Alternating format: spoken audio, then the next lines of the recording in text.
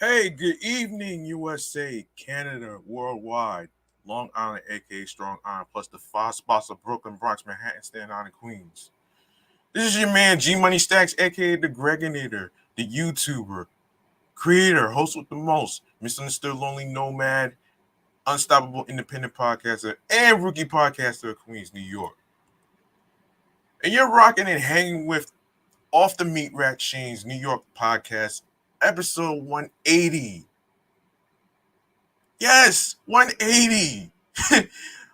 We are now live and direct from StreamYard alongside with YouTube and alongside of myself is the Instagram live feed. Make sure you turn on your notifications so you can see me in action on on a weekly basis of each episode that's going to be recording. And of course, sorry for the delay of yesterday. I didn't record yesterday because I was very tired from a long day of work. So I'm just bringing it to you today so I can have something to post for the next day. So, without further ado, if you are new to the YouTube universe and you missed any previous new episodes, latest episodes, whatsoever, don't worry, I got you back. Everything is uploaded and posted to the YouTube channel page of my channel, G Money Stacks 555, where you see all the New York episodes on there. So go ahead and grab that subscribe button for me and tap that no bell so you can be reminded when the show goes in the air via live stream. Um, and of course, leave a like and a comment along with the episodes and the topics that's going to be discussed. More video content, upcoming episodes, previous episodes, and of course, be sure to share these episodes, download these episodes, and of course, I will handle the rest at the end of the show on where you can listen to every single episode that's on here. So there you have it right there, man. 180, 180. I can't believe I reached this far, man. It's crazy, right? And speaking of crazy, let's cut to the chase, man. With the New York mass transit files involving Con Edison making charging ports for e-bikes.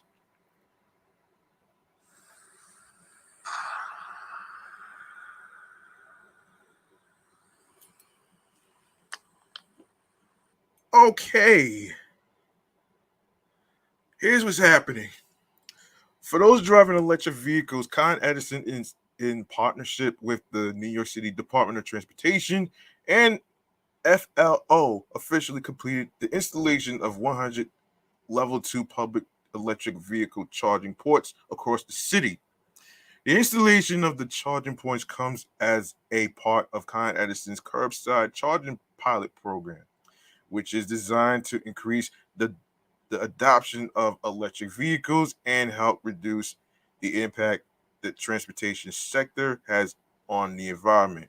The 100 charging location recently opened for use on Staten Island, aka Shaolin. From Staten Island to the Bronx and every borough in between, curbside charging makes it possible um, for New Yorkers without access to private charging points to consider an EV for their next car, said Vicky Cole, Senior Vice President, Customer Energy Solutions for Con Edison. We're committed to making it easier and more convenient for customers to switch from gas powered vehicles, reduce their carbon footprint, and help New York achieve its clean energy goals. In an effort to better serve New Yorkers, Con Edison, DOT, and FLO are continuing to assess the performance of the charging stations. Data collected found that curbside charging sites are being used at more than twice the anticipated rates, though the target use across all sites for year one of the project was 8% in July. The average utilization rate across all sites was 25%. Awareness of curbside electric vehicle vehicle charges is increasing, with 20% of respondents indicating that they had seen EV chargers on the street in public parking space places. And FLO has been able to provide uptime of more than 99% in New York City by actively monitoring and maintaining every unit in the network.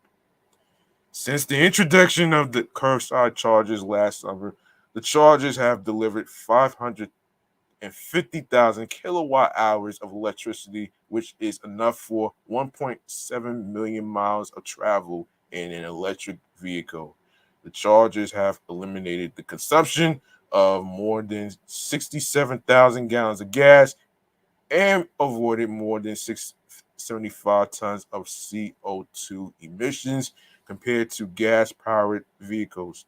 Transportation currently accounts for approximately 30% of New York City's greenhouse gas emissions, with one of the biggest culprits being passenger cars. The charger port locations were selected based on input from local elected officials and community stakeholders, geographic diversity, and projected demand for charging. There are currently 32,000 electric vehicles registered in New York City and Westchester County, and Con Edison is seeing a vibrant electric vehicle market in New York and aims to install approximately 19,000 chargers by 2025, which is 2 years from now. Electric vehicle adoption is an important piece in the administration's effort to reduce transportation emissions and protect the environment for our future generations, said NYC DOT Commissioner um, um, Wydonis Rodriguez. We're proud to see this pilot expand to all five boroughs and thank our partners FLO and Con Edison in helping accelerate EV adoption citywide. Customers who charge up at the curbside ports can also benefit from other Con Edison programs, including Smart Charge New York. Um, Now, for those of you who may not know what Smart Charge New York is, I'll try to fill you in on that one. Hold on. Let's see. What is this? I'm trying to look for some information on what that shit is about, though. Hold up. Matter of fact, let's look this up. Hang on a minute. Let's look this up for a sec. What is Smart Charge New York?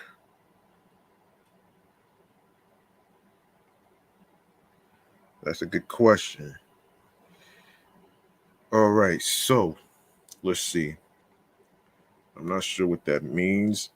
I'm really trying to figure out what that shit is about, though. Smart Charge New York. Oh boy. Anyway, man, I don't see any information of what it's about, but you know what?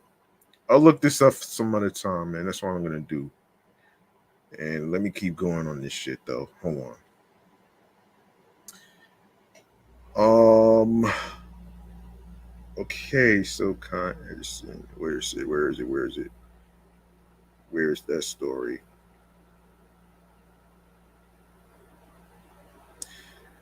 Wait. I know exactly where I left off here, so give me one measly second here. Here it is. Here it is.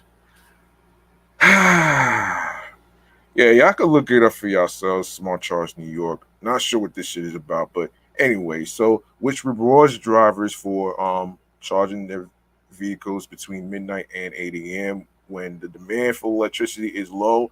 There are more than 6,000 drivers currently enrolled Smart Charge, and as a result, they get access to a web portal that provides information about their driving and charging habits. Taxi and rideshare companies are also taking advantage of Smart Charge, and Con Edison believes that electric vehicles will play a huge role in a low carbon future. New Yorkers are setting an example for cities across the country in their commitment to electrify their city, said Lois, Tremblay, President and CEO of Flow. Flow is proud to be a partner in the transition to a cleaner future here in New York City by providing a reliable curbside charging solution to the city's residents. We know reliability is a crucial driver of EV adoption, and we are proud to have been able to provide an unprecedented uptime of more than 99% in New York City by actively monitoring and maintaining every unit in the network. Excuse me.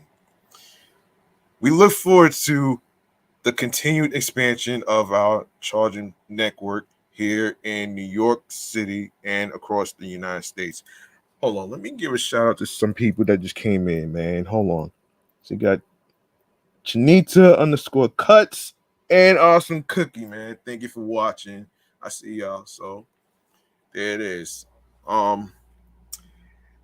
Each Flow charging unit is equipped with a standard connector compatible with most electric vehicles, has a retractable cord management system, and a design that is intended for public deployment. Charging will cost $2.50 per hour from 6 a.m. to 9 p.m. and $1 per hour overnight. Sheesh. I don't know how people feel about this, but I know it's gonna be mixed feelings about this shit. So, anyway, yeah, it's gonna be some mixed feelings about this shit though, man. And we need to talk about this whole yeah. Wait a second. Speed cameras. All right, so here it is. So this is from, let me see. Okay, up next is in regards to speed cameras. Okay, so and this is according to C Live, the website.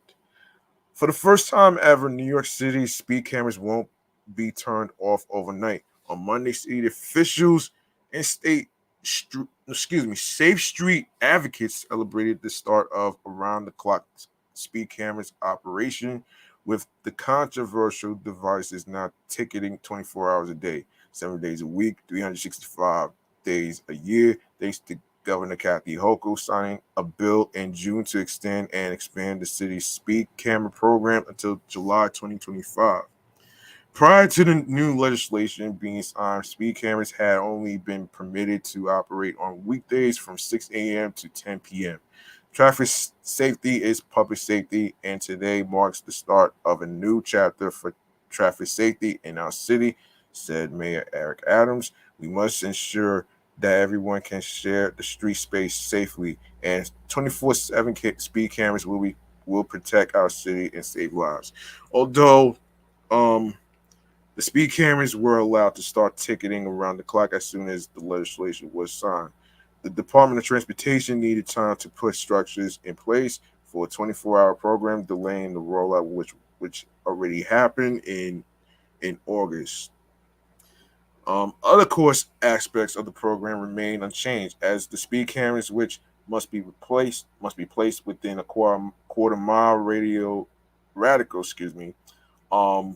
distance from a school building, will continue issuing $50 fines to drivers who exceed the posted speed limit by more than 10 miles per hour. There are currently over 2,000 speed cameras installed within 750 school zones across the 5 boroughs. We know speed cameras saves lives, and starting tonight, we expect to save even more of them, said DOT Commissioner Wydonus Rodriguez. To alert residents to the new regulations, the city launched a month-long awareness campaign in July, featuring traditional media ads a social media countdown and printed postcards handed out by city DOT street teams. Speed safety camera saves lives. Speed camera saves lives. Starting tonight, New York City will finally be able to use this essential tool to make streets safer 24/7, 365, said Danny Harris, Executive Director, Transportation Alternatives. End quote. We look forward to working with the Adams administration further to expand life savings programs like automated enforcement and street redesigns to ensure no one needs to fear death or injury when crossing the street in New York City. Case for 24/7 operation. Proponents of the expanded hours say that overnight and weekend operation will bolster public safety with city data indicating that many of the most severe crashes occurred at times in which cameras could not previously operate. Speeding kills. You think?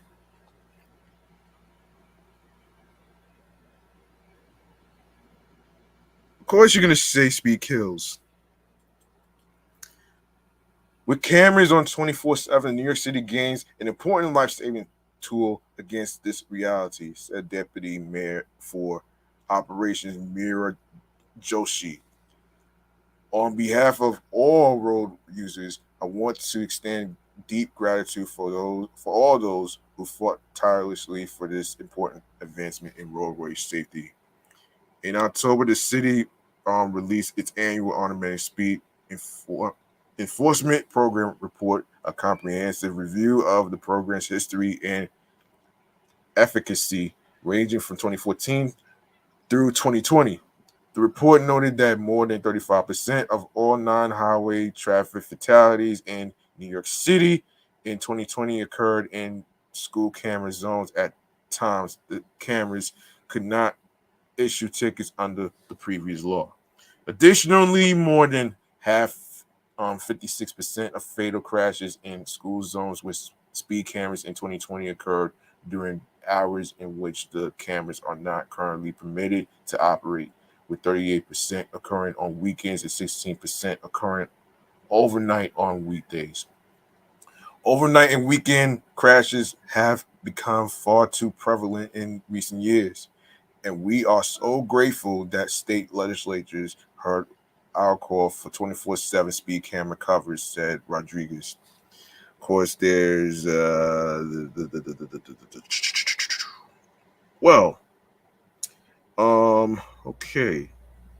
Opposition for local elected officials. Of course, there's going to be opposition. I'm not even going to read that part, man. That's ridiculous. I'm not even going to read that part. So the city's rebuttal. However, the city officials have repeatedly emphasized that the speed cameras are intended to serve as a critical public safety measure as opposed to a source of revenue. City data shows that as of December 2020, speeding has dropped by an average of 72% at locations where the cameras have been installed, with injuries falling by 14%. The cameras have also shown to deter repeated speeding offenses, with the vehicles only receiving one or two violations since the program began in 2014. Additionally, in 2021, more than half of the vehicles that received a speed camera violation did not receive a second one. Oh boy. Man, that's crazy. That's that's actually pretty good news. So not included in the suspension. Earlier this year, Adams advocated for the state to grant New York City home rule over the city streets, which would have included the ability to make changes to the speed camera program without seeking state legislative approval. However, the signed legislation did not include a home rule provision, meaning the program will again need to be extended by the state legislature before it expires on July 1st, 2025, which is in 2 years. An earlier version of the bill also would have stiffened the penalties for drivers who were repeatedly caught speeding, with a graduating fine structure and potential suspension of vehicle registration for repeat offenders. The new fine structure would have cost drivers more with each violation obtained within a 2-year period. The first two violations would have carried a fine of $50, with a fine of $100 for a third violation, $200 for a fourth violation, $300 for a fifth violation, and $500, and for a sixth and any subsequent violations. In addition to the increasing fines of if a vehicle were to receive 6 violations within a 2-year period, the vehicle's registration would have been suspended for 90 days. However, those provisions were removed prior to the legislation being approved by the state legislature, meaning fines will remain at $50 for all speed camera violations, with no threat of suspended registration. Yeah, onto the Staten Island speed cameras. So the Staten Island Advanced um, SILive.com recently analyzed speed camera violation records that are publicly available on the city's open data page to determine which locations have issued the most tickets. The data reflects on speed camera violations that have been issued on Staten Island from January 1st, 2022 through April 26, 2022. During that time, violations were issued at over 200 locations throughout the borough. Though the DOT's refusal to provide locations for speed cameras leaves it unclear how many of the locations have permanent cameras and how many were issued by mobile units. Over the nearly 4 month spans, speed cameras on Staten Island issued a total of 76,614 school zone speed camera violations, according to the city records. At $50 per violation, that represents $3,830,700 in revenue generated by the city during that time. Period, speed cameras were only permitted to operate on weekdays from 6 a.m. to 10 p.m. From January 1st through April 26th, there were a total of 82 weekdays, meaning Staten Island speed cameras issued an average of roughly 934 violations each day that the cameras were permitted to operate. With cameras only allowed to ticket motorists for 16 hours each weekday, that means when the cameras were on, they issued approximately 58 violations per hour, nearly one each minute. Well, let's see. I know there's another one. Let me see. Okay. All right. So most recently, the Department of Transportation hosted a citywide day of awareness on Wednesday to remind New Yorkers that speed cameras will be on 24/7 in the 5 boroughs starting next Monday.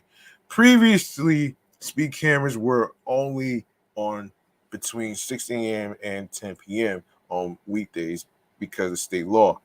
But DOT Commissioner um, Wydanis Rodriguez said that the window misses most of the speed related incidents in the city. We have 65,000 crashes every year in the city. Most of them are the result of reckless drivers, Rodriguez said. In any location when most crashes happen, it's from 10 p.m. to 6 a.m. when the speed cameras were off, he added. Governor Kathy Hochul signed a bill that approved the plan to turn speed cameras on 24/7 last month. It comes amid several overnight accidents due to speeding in the 5 boroughs, with one this month killing 3 teenagers in Staten Island.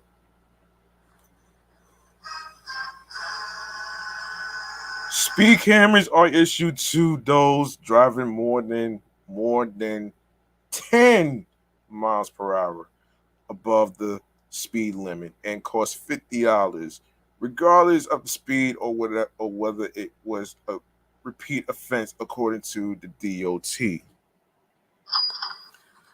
Summons issued by police officers comparatively depend on the driver's speed and prior record and can cost between $90 and $600 for first offenders speeding more than 10 miles per hour above the speed limit in a school speed zone, plus an additional $88 state surcharge, the DOT said. According to the DOT, more than half of vehicles that received one violation in 2021 did not receive a second.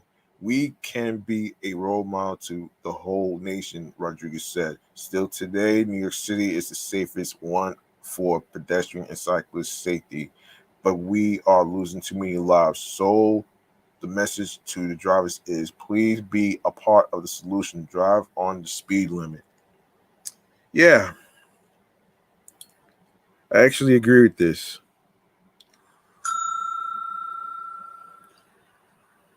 Yeah, I hear many people getting hit by cars all the time. This is not new, folks. This is not new. This has been going on not just this year, but it's been going on for years.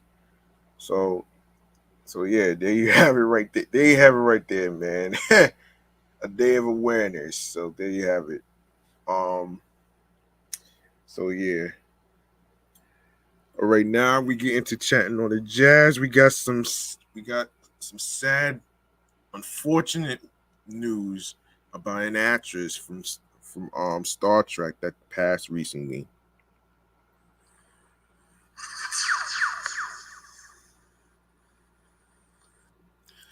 Okay. Um yeah, we had a passing recently.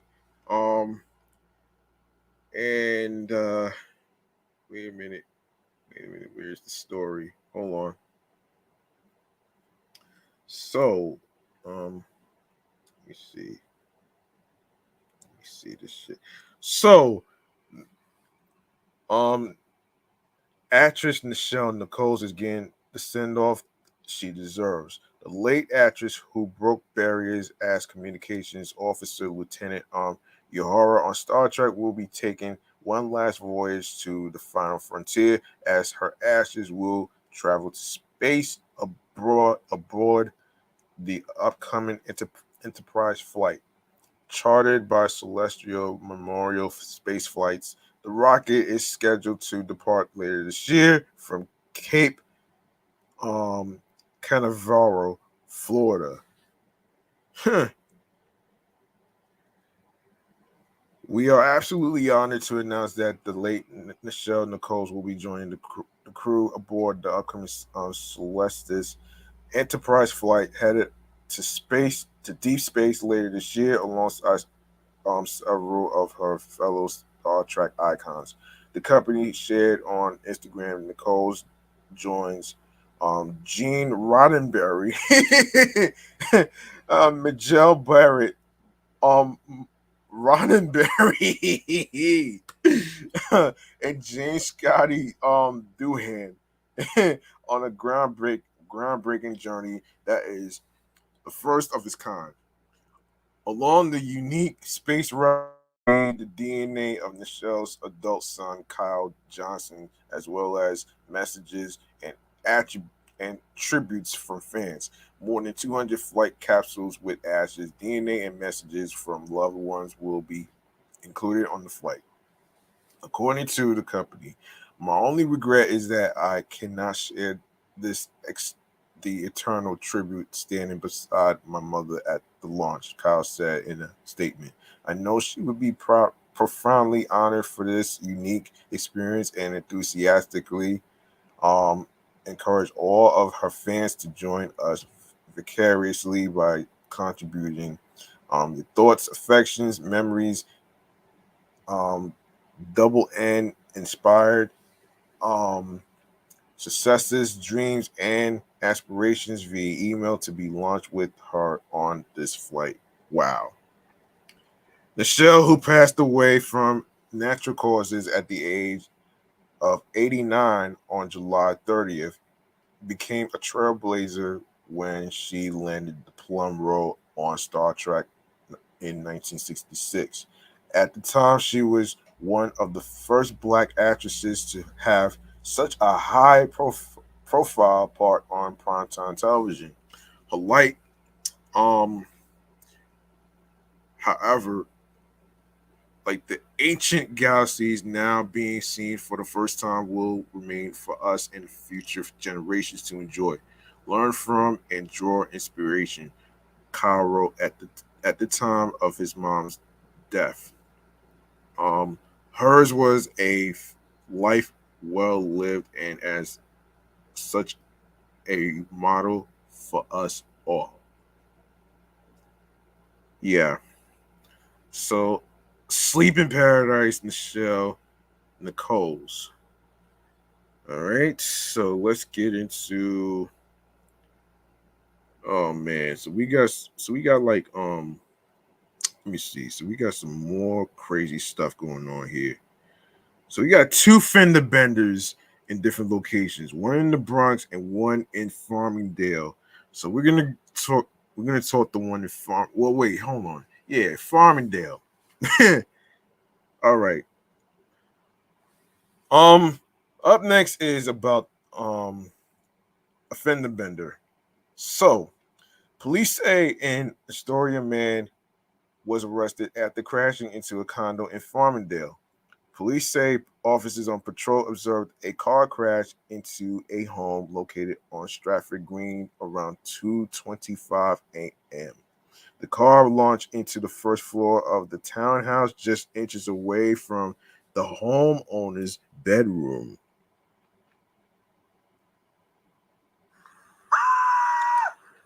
Yeah, that's crazy, right? After the initial impact, homeowner Steve Lyosa said he stumbled through the smoke downstairs, finding the car on his side and the driver attempting to flee. He said, "Oh no, I'm going to lose my job." Then he ran. Lyosa described. Police determined the driver was 20-year-old Calogero Messina of Astoria, which is in Queens, by the way.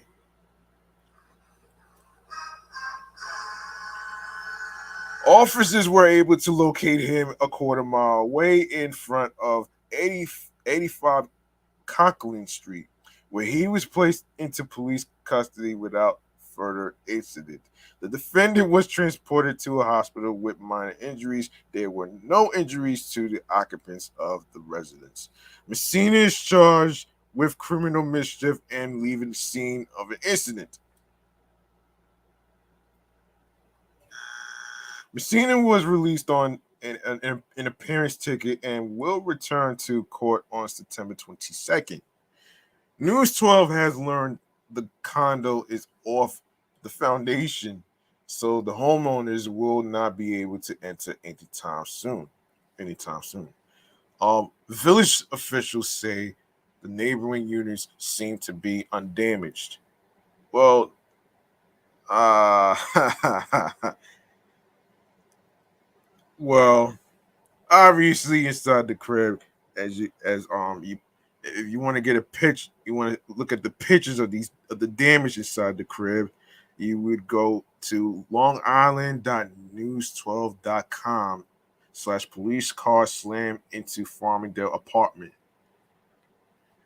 All right, so now we got another car crash we got to talk about here, man, and this has to do with the one in the Bronx actually. So let's get into that shit too. So hold on. Wait, wait. Hold on a minute here. Hold on 1 second here. What the hell did I do? Um,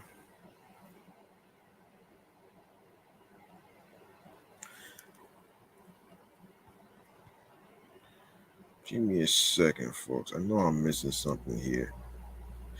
You know what? Wait a minute here. Oh shit! I forgot to do the other story. Hang on a second. Um, yeah, a lot of people. Um, hang on a minute. I forgot to talk about this one. All right, so the Metropolitan Transportation Authority has logged nearly 1,000 sign ups from people looking to give their 2 cents about the state's planned congestion pricing toll to enter Manhattan below 61st Street at a series of virtual public hearings to enter Manhattan. Yeah. Virtual hearings kicking off Thursday evening. The MTA plans to gather the feedback from 946 people signed up to speak so far at 6 online sessions through Wednesday. After transit officials recently released more details on what the charge could look like in a lengthy environmental assessment. The first meeting starting at 5 p.m. on which happened recently, August 25th, alone has 391 signups, and the MTA will give each person 3 minutes to speak. According to a spokesperson, meaning the first session could last up to 20 hours. In quote, we welcome the interest and look forward to hearing from those participating in the hearings and to reviewing the comments submitted on the environmental assessment that are being provided through other means, said Aaron Donovan in a statement. The hearings come after the MTA gathered input from people living in the tri-state area at 19 public meetings last fall. According to the environmental study released on August 10th, drivers will have to pay anywhere from $5 to $23 to drive into Manhattan Central Business District. The tolls vary depending on the time of day and on how many exemptions and discounts the agency gives to certain classes of travelers, such as taxis or motorists coming into the Big Apple from other toll bridges and tunnels. The toll aims to cut congestion in the busiest parts of Manhattan while also reducing air pollution and the number of people driving into the city and creating a new stream of revenue for the cash-strapped MTA. The congestion pricing law passed by the state in 2019 requires the MTA generate $1 billion in a year from the toll, against which it can bond out $15 billion to pay for much needed upgrades to its aging mass transit infrastructure, such as new subway signals, cars, and accessibility projects.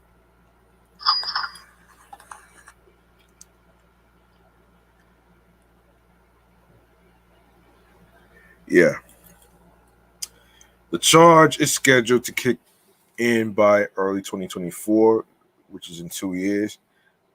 Transit boosters and politicians in favor of the charge rallied outside Grand Central Terminal Thursday morning, calling on people to voice their support at the upcoming hearings.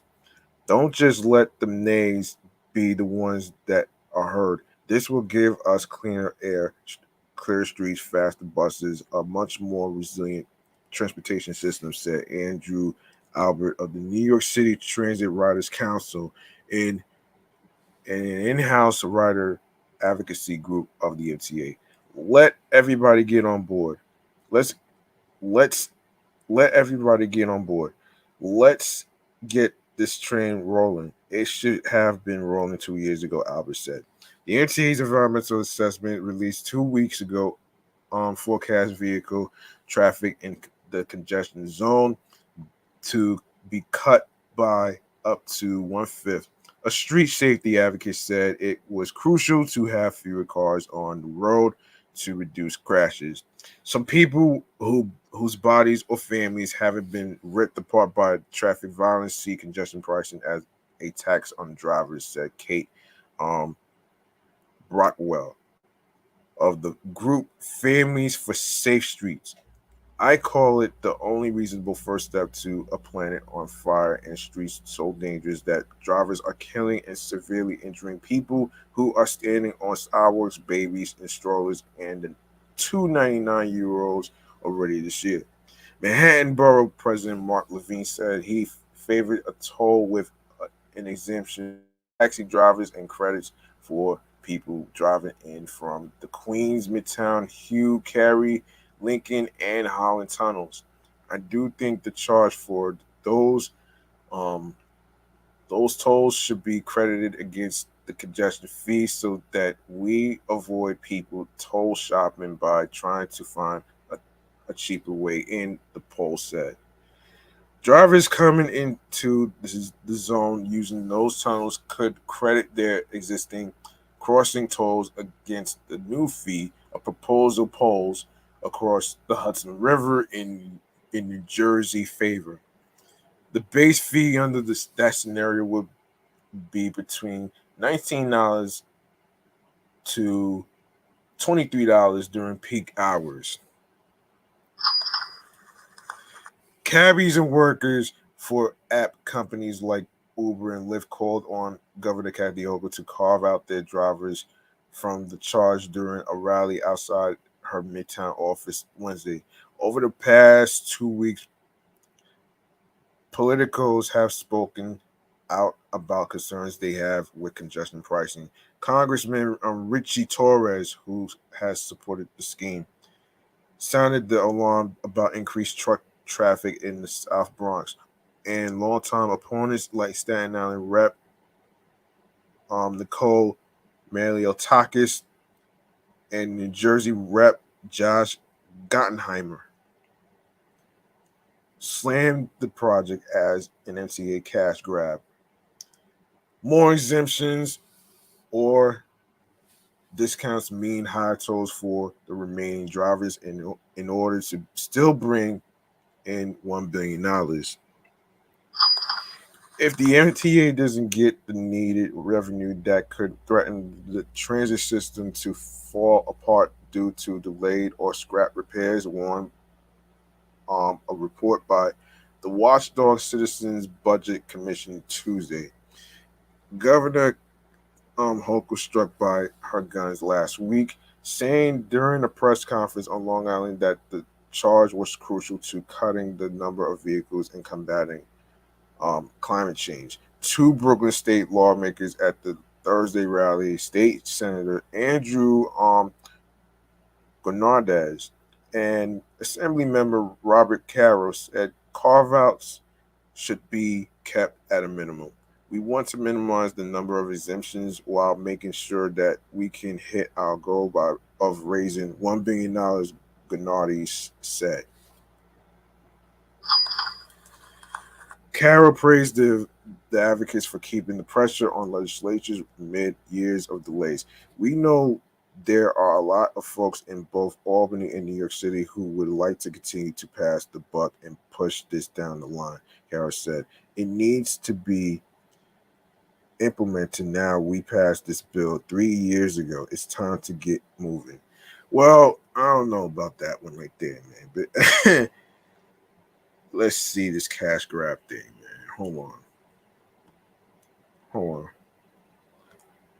Yeah, so yeah, Malio Maliotakis said it was a cash grab. So yes, a Congress member Nicole Maliotakis, the city sold congressional. I'm not even gonna get into this, but this is ridiculous.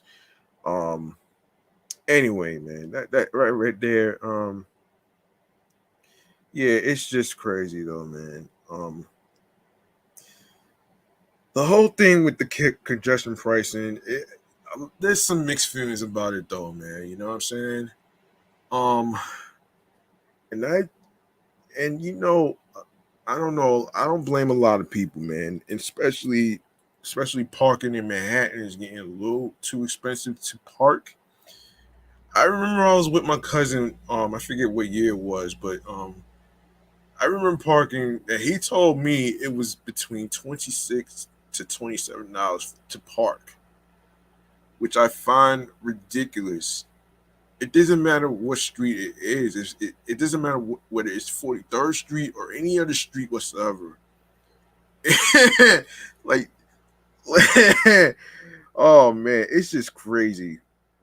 Okay, it's just crazy, man. And I think a lot of people are going to disagree with the whole congestion pricing thing, but yes and no, it's important for the MTA and stuff like that, especially with the hard times that they're going through with the whole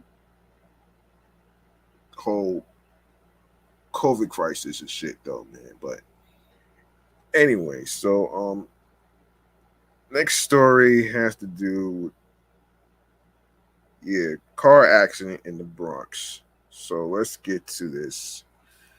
Oh boy, yeah, too many people don't know how to act on the road though. So let's get into this though. So this, oh shit, hold on. So this is okay. All right. So this was most recently. Okay. So this is from Bronx News 12, the website. 4 people from the Bronx were killed in a car crash in Puerto Rico. Um, Officers say police have identified 2 siblings, 70-year-old Annabelle and 72-year-old Anna Gonzalez, as well as 50-year-old Maria Hold and 72-year-old um, Milagros Soto. The NYPD says the group traveled to Puerto Rico on August 8th to bury a family member. They got into a car crash in San Sebastian Thursday night when Annabelle was making a left turn near um, um, Carretera 111. Anna Gonzalez and Soto were both not wearing seatbelts. Anna Gonzalez was ejected from the car, police say.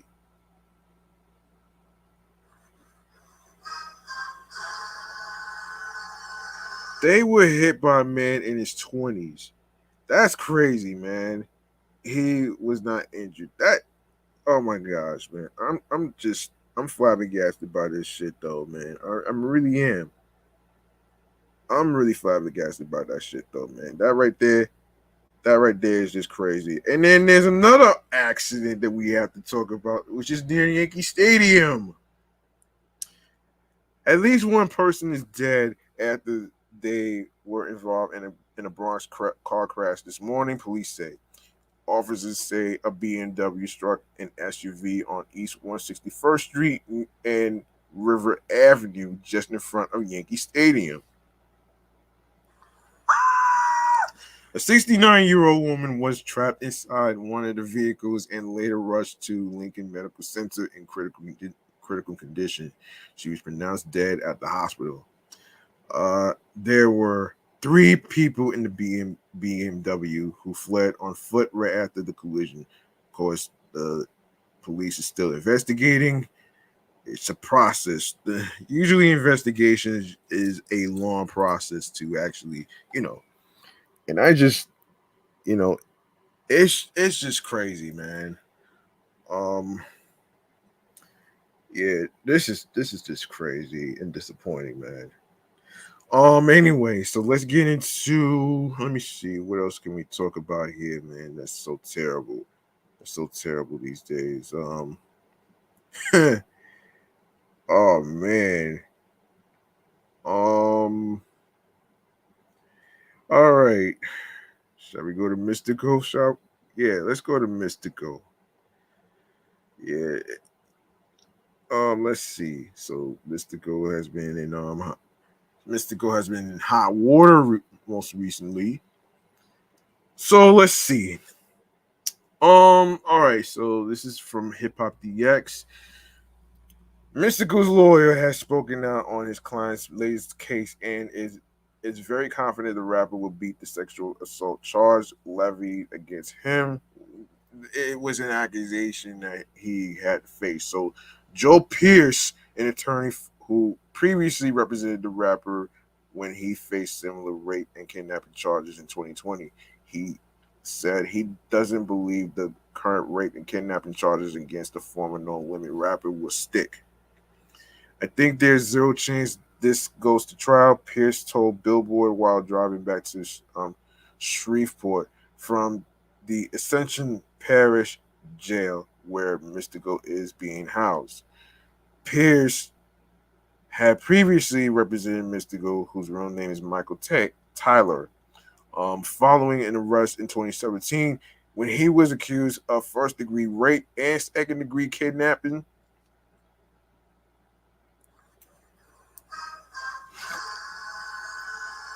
Police claimed the shaky ass rapper and 26-year-old Averwall Holman allegedly raped a woman in downtown Shreveport in 2016.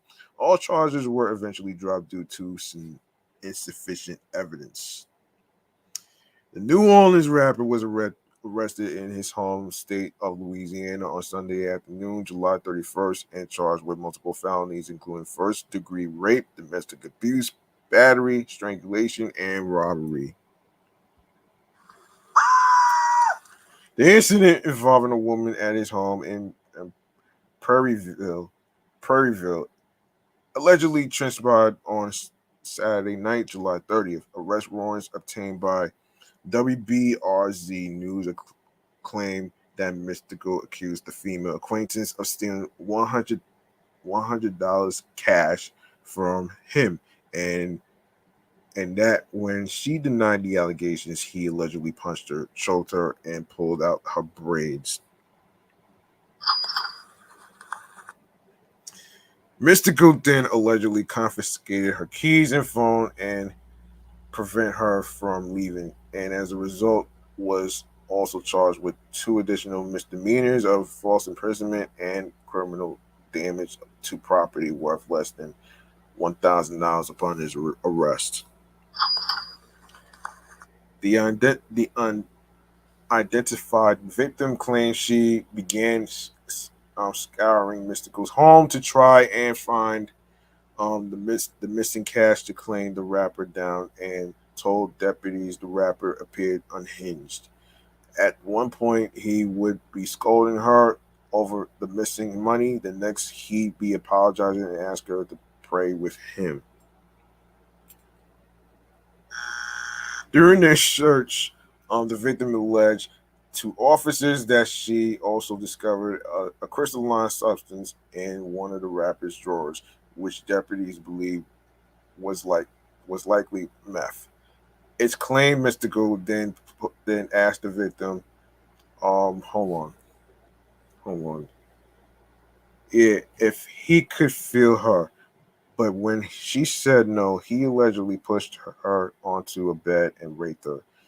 During a bond hearing held by State District Judge Stephen Terrell on Tuesday, August 2nd afternoon, WBRZ News reported that Mystikal shook his head in disbelief throughout the hearing held by the Ascension Parish judge, and continued to do so as a detective detailed the alleged rape in full. Judge Terrell denied Mystikal's bond, claiming evidence against the rapper, his past history, and the victim's fears were enough to convince him to be held without bail. The rapper's defense attorney at the time, Roy Mogan Jr., who had initially asked for the $250,000 bond, told the advocate his client wouldn't appeal to the ruling. All right. So Lil Durk, recently said, Lil Durk is going to be taking some time off after a scary incident during his set at Lollapalooza left the rapper with injuries to his face. Durk posted a pic of himself at what appears to be a medical facility Sunday. Due to the incident that happened at Lollapalooza in Chicago on stage, I'm going to take a break and focus on my health. I finished my performance yesterday for my fans. Appreciate y'all. Durk was midway through performing his verse from Pooh Shiesty's Back in Blood record when there was an explosion of smoke super close to him on stage, causing Durk to back up, wiping and covering his face with his shirt.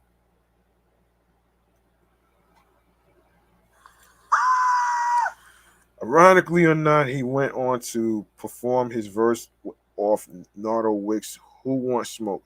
It's it's currently unclear if the explosion was planned and Durk was just in the wrong position, or if the effect happened unplanned. Safety first. Um, in other new Little Durk news, um, let's get into this. Let's see. Hold on a second, man. I just saw this story.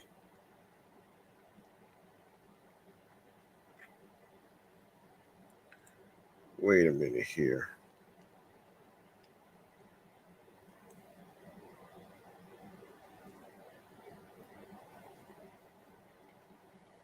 Okay, wait a minute here. Wait a minute here.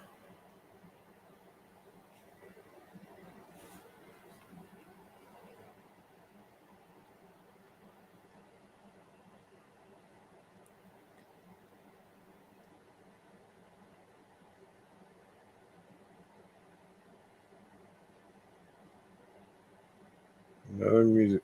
Oh.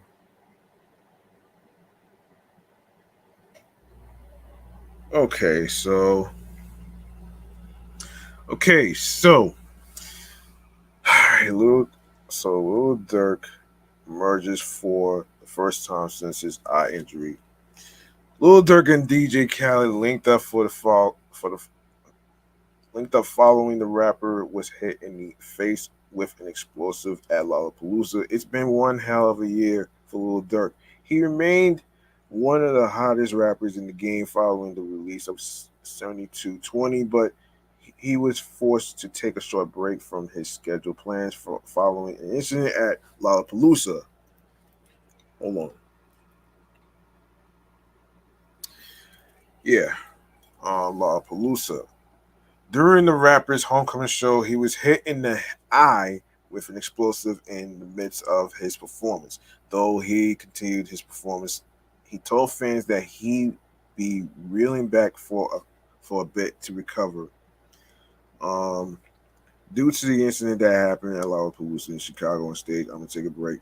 Yeah, I just read that from TMZ. So on Lollapalooza in Chicago on stage, I'm gonna take a break, focus on my health. I finished my performance yesterday for my fans. Appreciate y'all. He captured a post following his performance.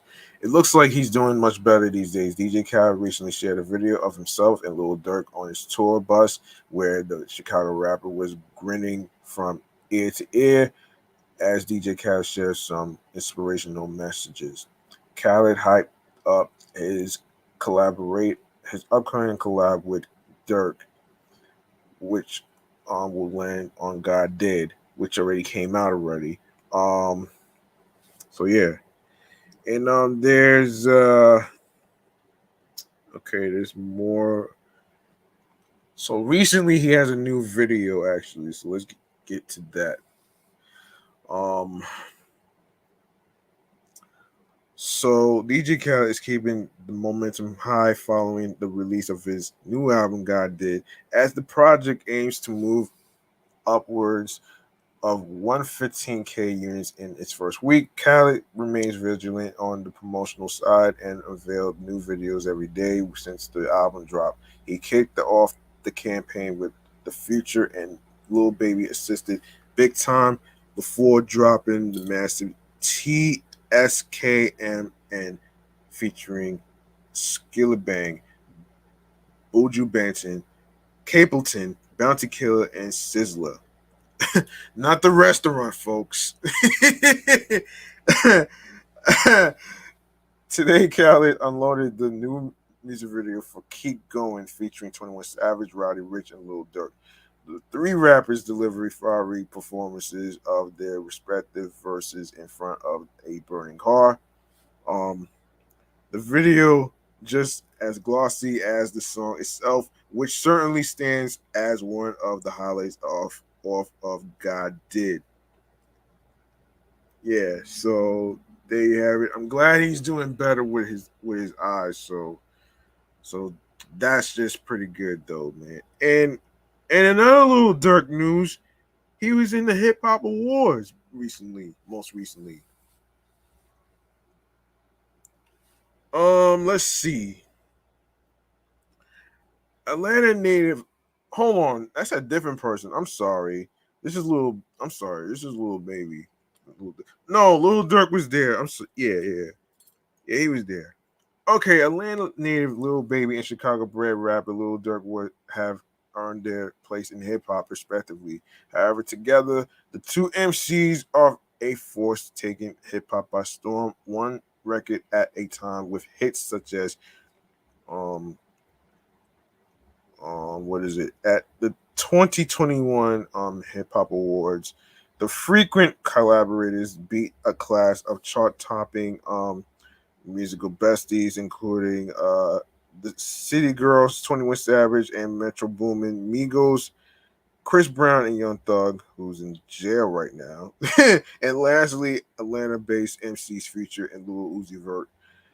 Ahead of this year's show, which is slated to be filled with tons of guest surprises, big wins, and even bigger performances. Check out three of our favorite tracks, excuse me, from the last year's best duo group winners, Lil Durk and Lil Baby. So here it is. So they have a video called Voice of the Heroes.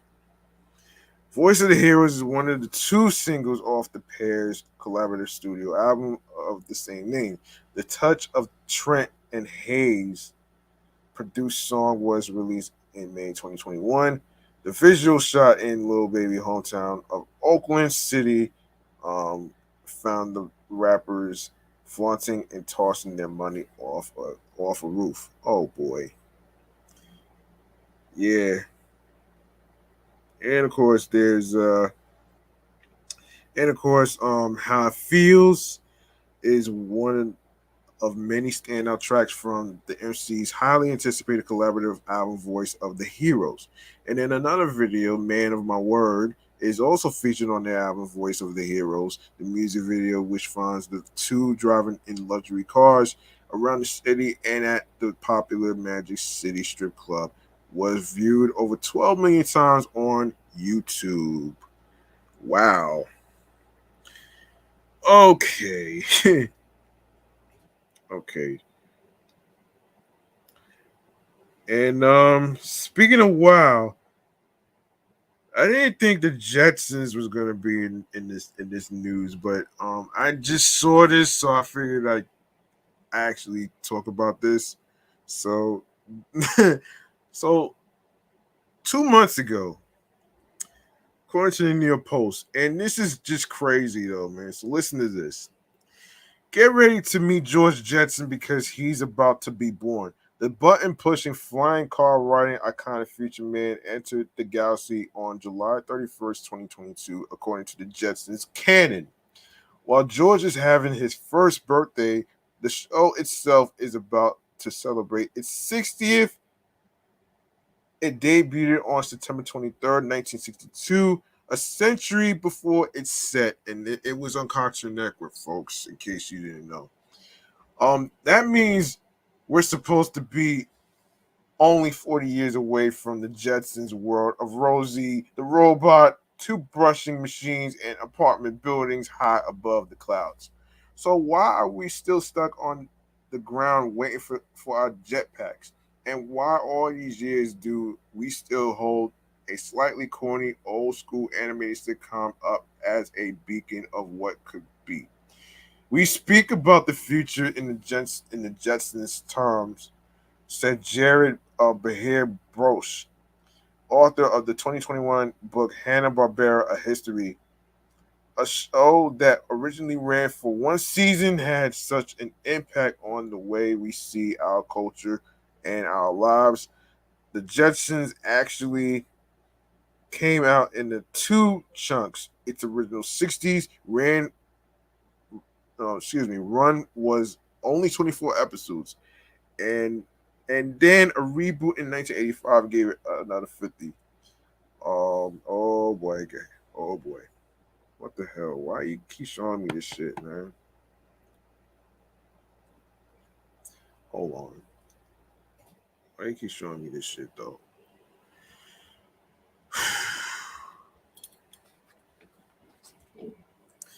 One second.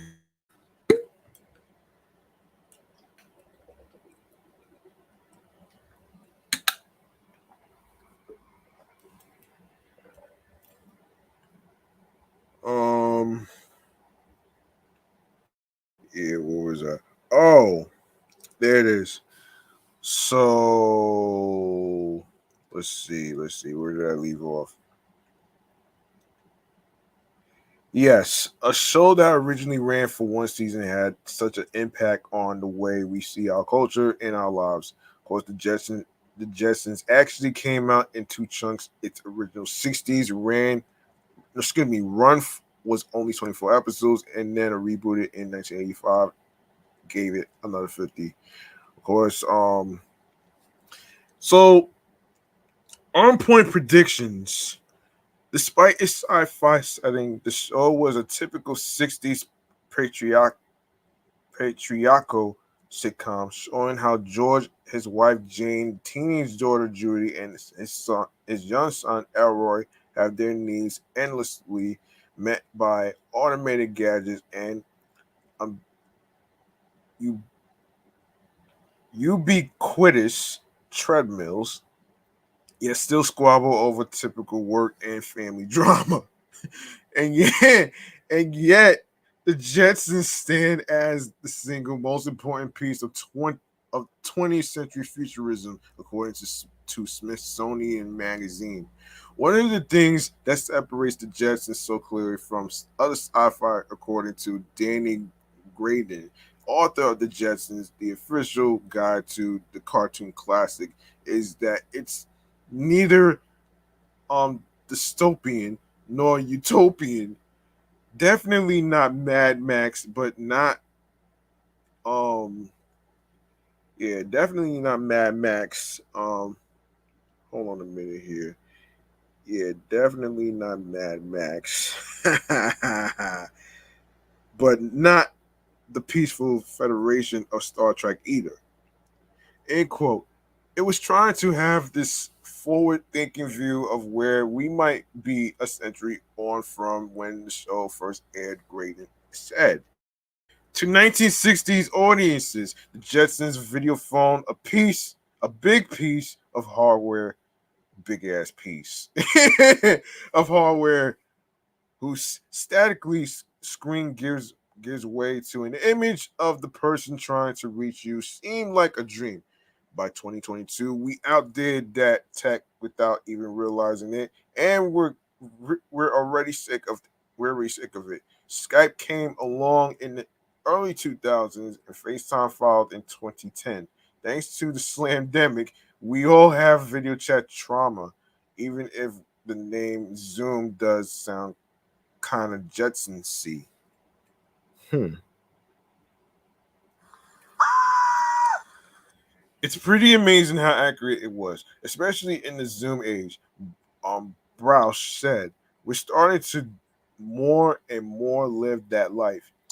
While sassy robot maids like Rosie aren't hitting the market anytime soon, we've had cleaning up help. We had cleaning help in the form of Roombas, which are actually based on landmine technology and other robotic vacuums for ages now.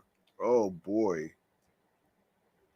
yeah, yeah. As you can see, in the New York Post website, there is a picture of a drone in New York City, and of course, the Roomba is the vacuum cleaner. So anyway, We also have Jetsons flat screen TVs, which is what I have in the background, in the back of me as I'm recording this New York podcast right here. Cam, yeah, cameras that can look inside your body and drones that dot the sky. In 2062, Elroy Jetson and his friends watched Flintstones reruns in the back of class on a Watch TV, something you can now do on an Apple Watch, which came out in 2015, which is so expensive, by the way, folks. While the wrist wear devices can't also make video calls like in the show, add-on accessories can accomplish the feat, and Apple is expected to add a camera to the watches very soon. Graydon said he recently tried a workout app on his Apple Watch, and it reminded him of an episode where George just watches a workout program without actually participating.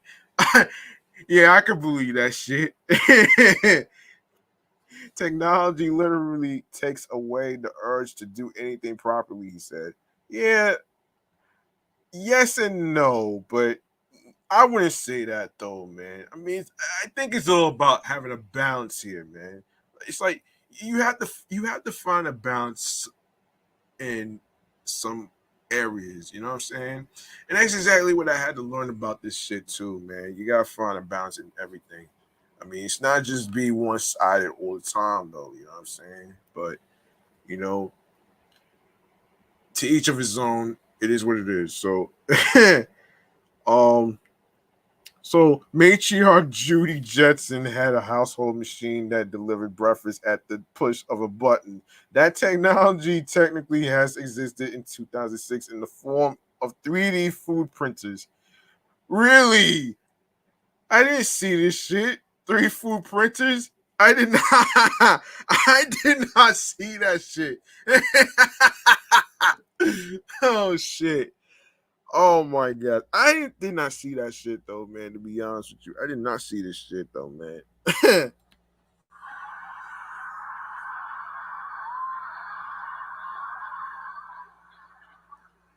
Oh my god. Okay, but it's limited to its exhibitions, labs, and experimental uses. One startup, for instance, is using 3D printers to make meaty steaks out of plant ingredients.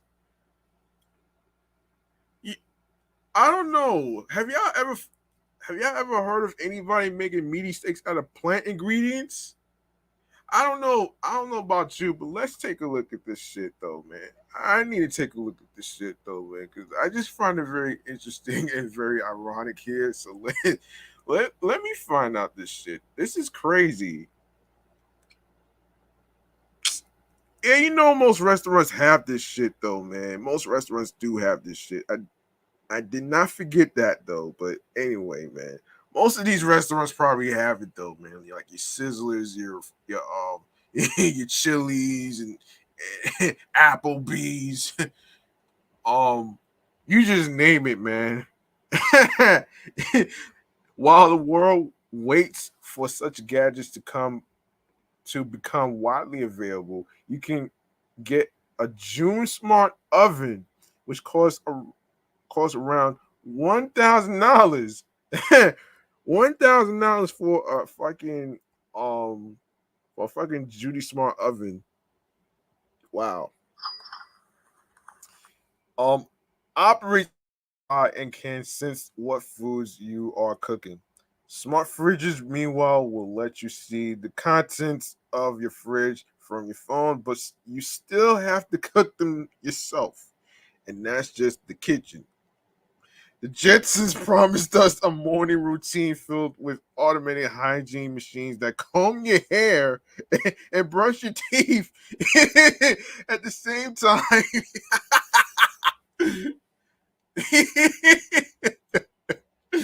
Oh shit. Instead, we have some toothbrushes that are advertised on podcasts and still use AA batteries.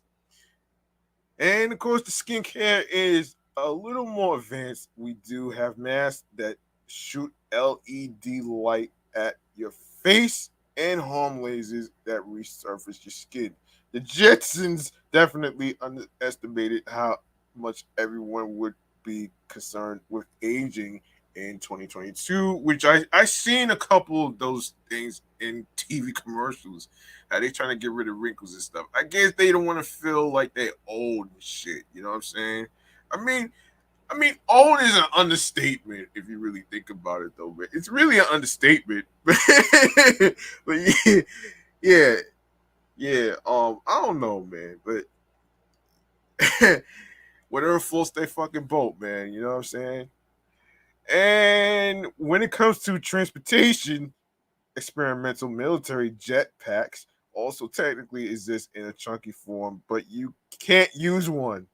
And self-driving cars might hit the market before 2062 if they can ever stop killing people on the streets. You know something? I actually was watching a TMZ live episode, and I think they was doing a money follow the money segment involving fucking self-driving cars in Las Vegas. I'm actually going to talk about this topic in a future episode. I'm going to save that topic for a future episode because I don't know about this though, man. Because to me it doesn't sound safe though, man. Like I'm not sure how that's going to really work, but I mean, it all depends, man. It really all depends. I just don't know how this is gonna really work, though. It's like, how do you operate without no charging port? You need a charging port if you're gonna have a fucking You need a charging port if it's like an electric car. That's pretty much what it is. You're gonna need a fucking charging port to actually charge your shit though, man. I don't know, man. But a self-automatic car driving by itself, I don't know if that shit is safe though, man. That shit doesn't look safe.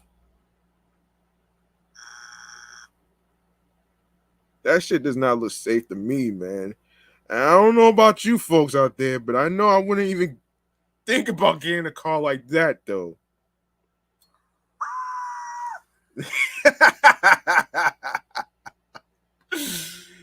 Yeah, I know people be coming up with dumbass ideas, man, based on based on predictions of what they saw in the Jetsons cartoon.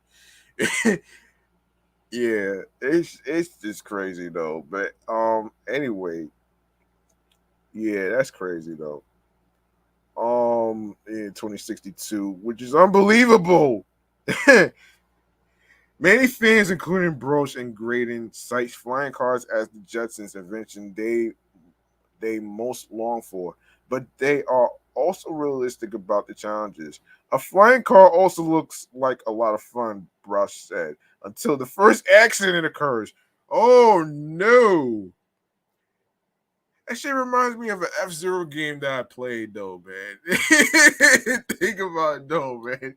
Like, I don't know, man. Like, seriously, I'm not too sure.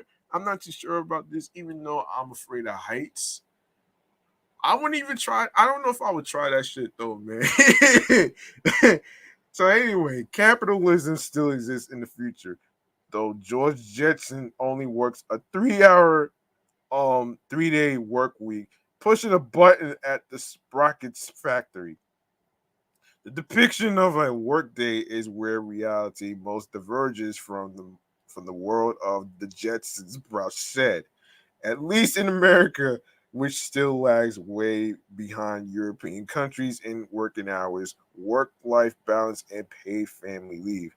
In this era, I think many of us are working more than ever, he said. This idea that automation was not only going to make our lives easier has led to panic that it's going to replace work. Yeah, I've been hearing about this shit too, man. How robots is gonna actually gonna take over the jobs that we're doing and shit like that. But that shit sounds very scary. It sounds very fucking scary to me, and I'm actually skeptical about this shit though, man. Like I don't know how they're gonna be better than us, but it's yo, you can let me know in the comments in Instagram live feed and YouTube. How do you feel about robots taking over jobs and all that other stuff. Does it make it easier for us, or does it, or is it the opposite?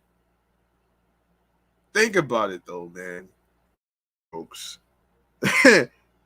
So we'll never have a new show quite like the Jetsons' Greatness Ed, because we'll never be that naive about the future again.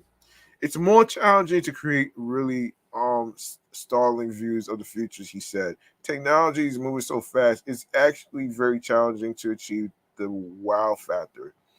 By 2022, we're already in right now. Our optimism for the future has also given way to a clear eye view of roadblocks.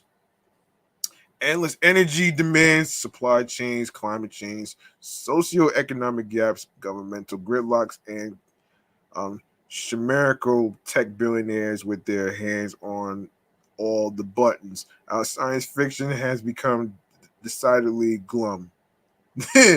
Apple TV servants envisions a world where the work day technically never ends, while Westworld is full of murderous robots. Oh, wow.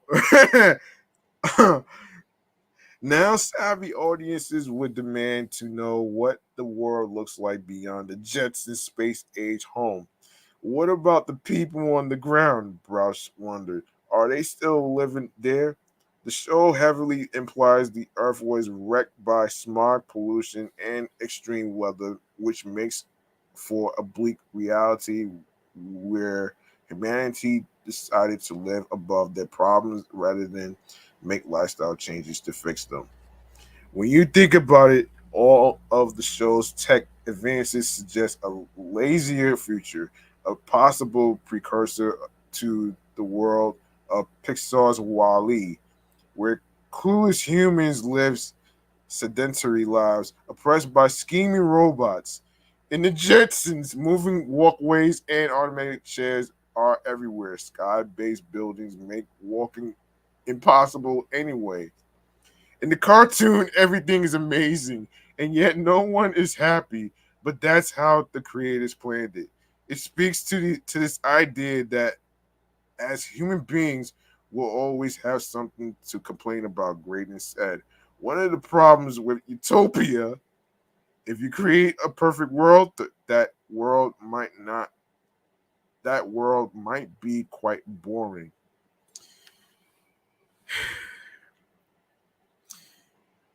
Another cartoon that reminds me of the Jetsons is The Simpsons, okay? The Simpsons has been doing a lot of making predictions over the past 33 to 34 seasons now. Now it's going on to 34, 35 actually. Which, by the way, actually, man, I can't wait for the new season, man. And what predictions that they have, though, man. As far as like the couch gags and shit, though, man. Like, like, like I would see couch gag messages on the chalkboard that Bart be writing and stuff like that. Like I'll pay attention to that, but I never really understood the couch gags until I started listening to the Simpsons Did It podcast. So y'all want to check that out. Y'all can learn from their perspective from Steve and Rob, his brother. They're the host of the Simpsons Did It podcast. You can stream and listen so you can learn from their perspective as they review each episode of The Simpsons, of course. They're basically like analysis, man. They're like they're like episode cartoon commentary analysis people. So I kind of appreciate something like that though, man. So check that out, folks. Um anyway, man. So up next, we need to talk about this fucking pink sauce, man. When I heard about this shit, I was like, really? Pink sauce?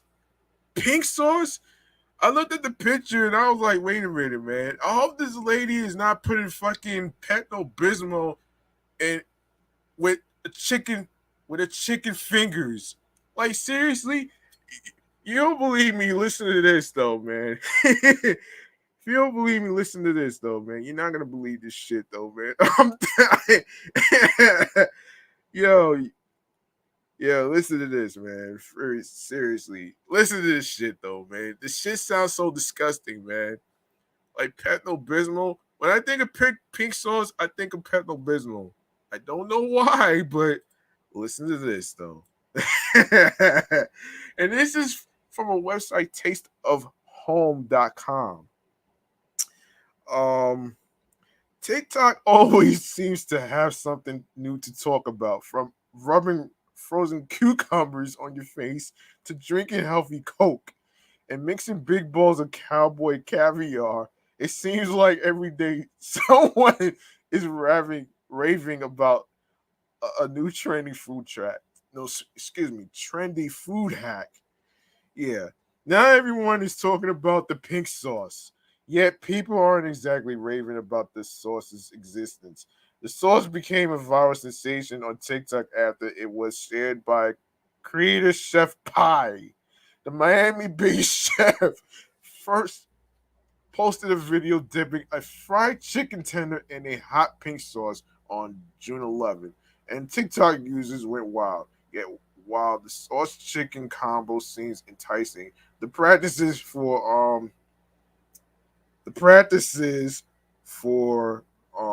creating, selling, and disturbing the pink sauce have been questionable, and TikTok users are taking notice. What is pink sauce, you ask? According to the pink sauce website, the fluorescent condiment includes dragon fruit, honey, sunflower seed oil, chili, and garlic. Previous nutrition labels also listed pink Himalayan sea salt, as well as less than 2% of lemon juice, milk, and citric acid. Why? Hold up. Hold up.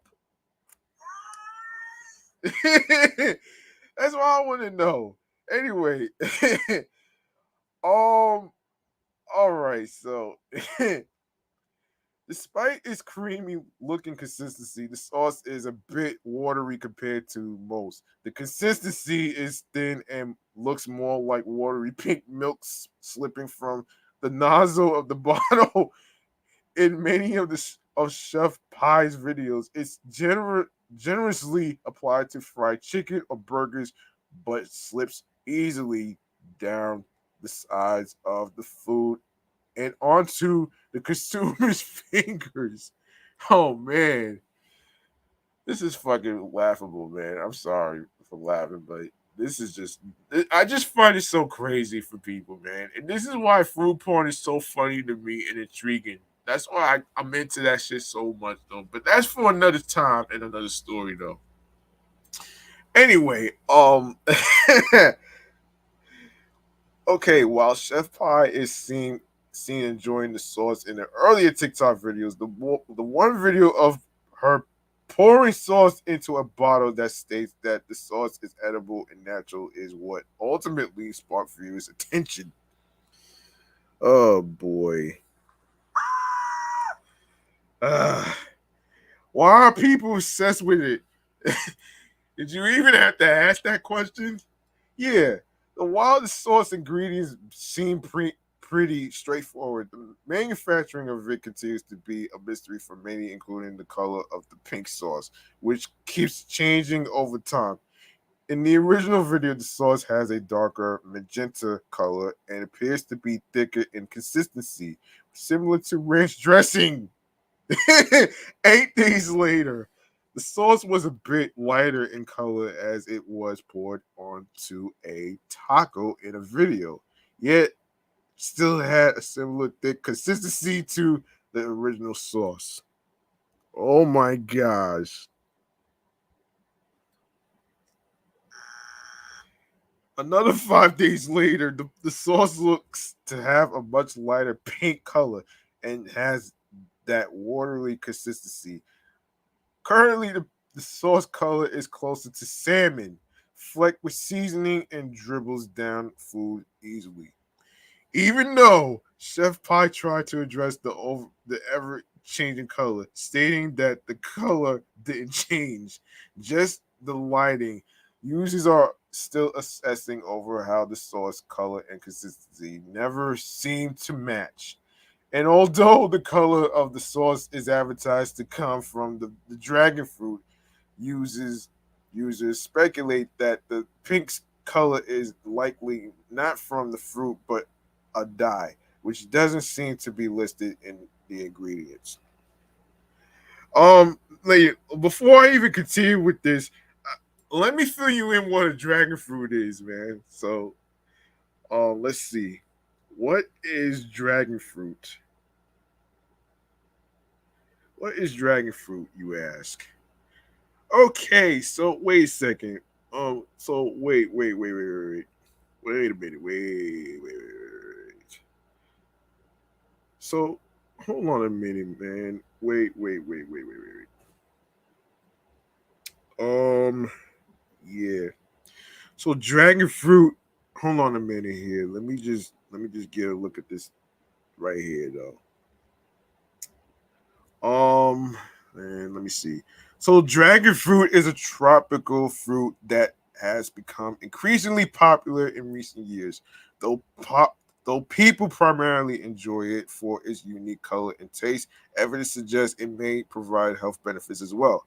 Of course, this article takes a look at dragon fruit, including its nutrition benefits and how to eat it. Yeah, dragon fruit grows on the Hyloceras cactus, also known as the Honolulu Queen, whose flowers only open at night. That's weird. Um, the plant is native to southern Mexico and Central America. Today, it is grown all over the world. It it goes by many names, including pitaya, pitahaya, pear, pear, excuse me, strawberry pear.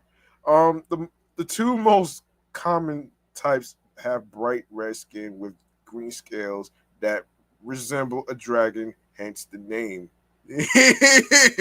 Oh man, the most widely available variety has white pulp with black seeds, though a less common type with red pulp and black seeds exists as well. Of course, another variety referred to as yellow dragon fruit has yellow skin and white pulp with black seeds. Dragon fruit may look exotic, but its flavors are similar to other fruits. Its taste has been described as a slightly sweet cross between a kiwi and a pear. And of course, nutrition facts. Dragon fruit contains small amounts of several nutrients. It's also a decent source of iron. Who knew? Magnesium and fiber, which fiber is important too when it comes to health. Here are the nutrition facts for a serving of 3.5 ounces or 100 grams. Of course, you got calories is 60, which is 60. Protein 1 grams, fat no grams, carbs 13 grams, fiber 3 grams, vitamin C 3% of the RDI, iron 4% of RDI, magnesium 10% of the RDI. Of course, given the high amount of fiber and magnesium, as well as the extremely low calorie content, dragon fruit can be considered a highly nutrient dense fruit. Now, for those of you who may not know what RDI is, I'll fill you in on what it is. So, let's see. What is RDI, you ask, in nutrition? Okay, so RDI stands for recommended dietary intake.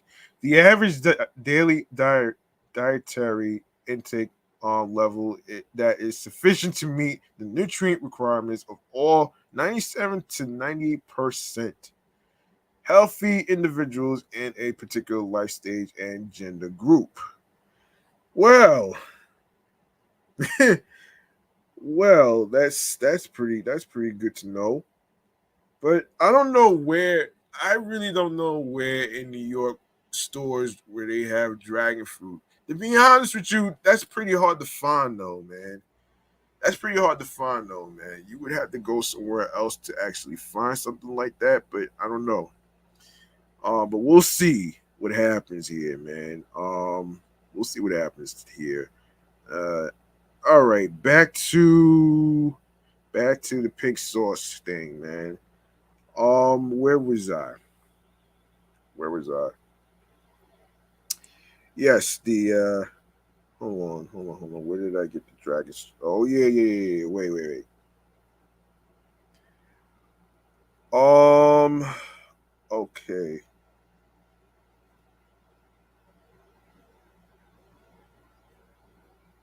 Is pink sauce safe? Originally, TikTok viewers weren't informed about the sauce's ingredients, which is why many users called it a mystery sauce.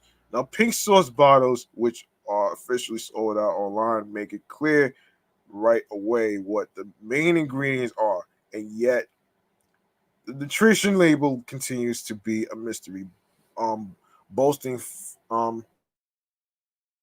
sauce in a bottle at 90 calories a serving. The nutrition label also includes misspellings.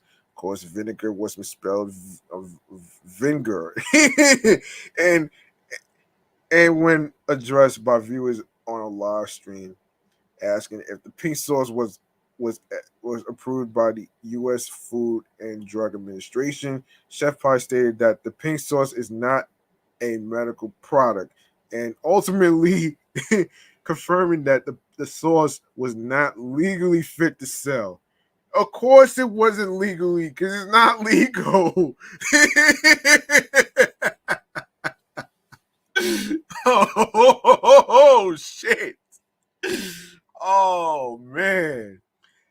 At August 1st, the nutrition label information was no longer available for customers on the Pink Sauce website. Instead, a message from Chef Pie is posted about how the Pink Sauce team is hard at work, ensuring our pink sauce is safe and abiding by all food safety standards and guidelines.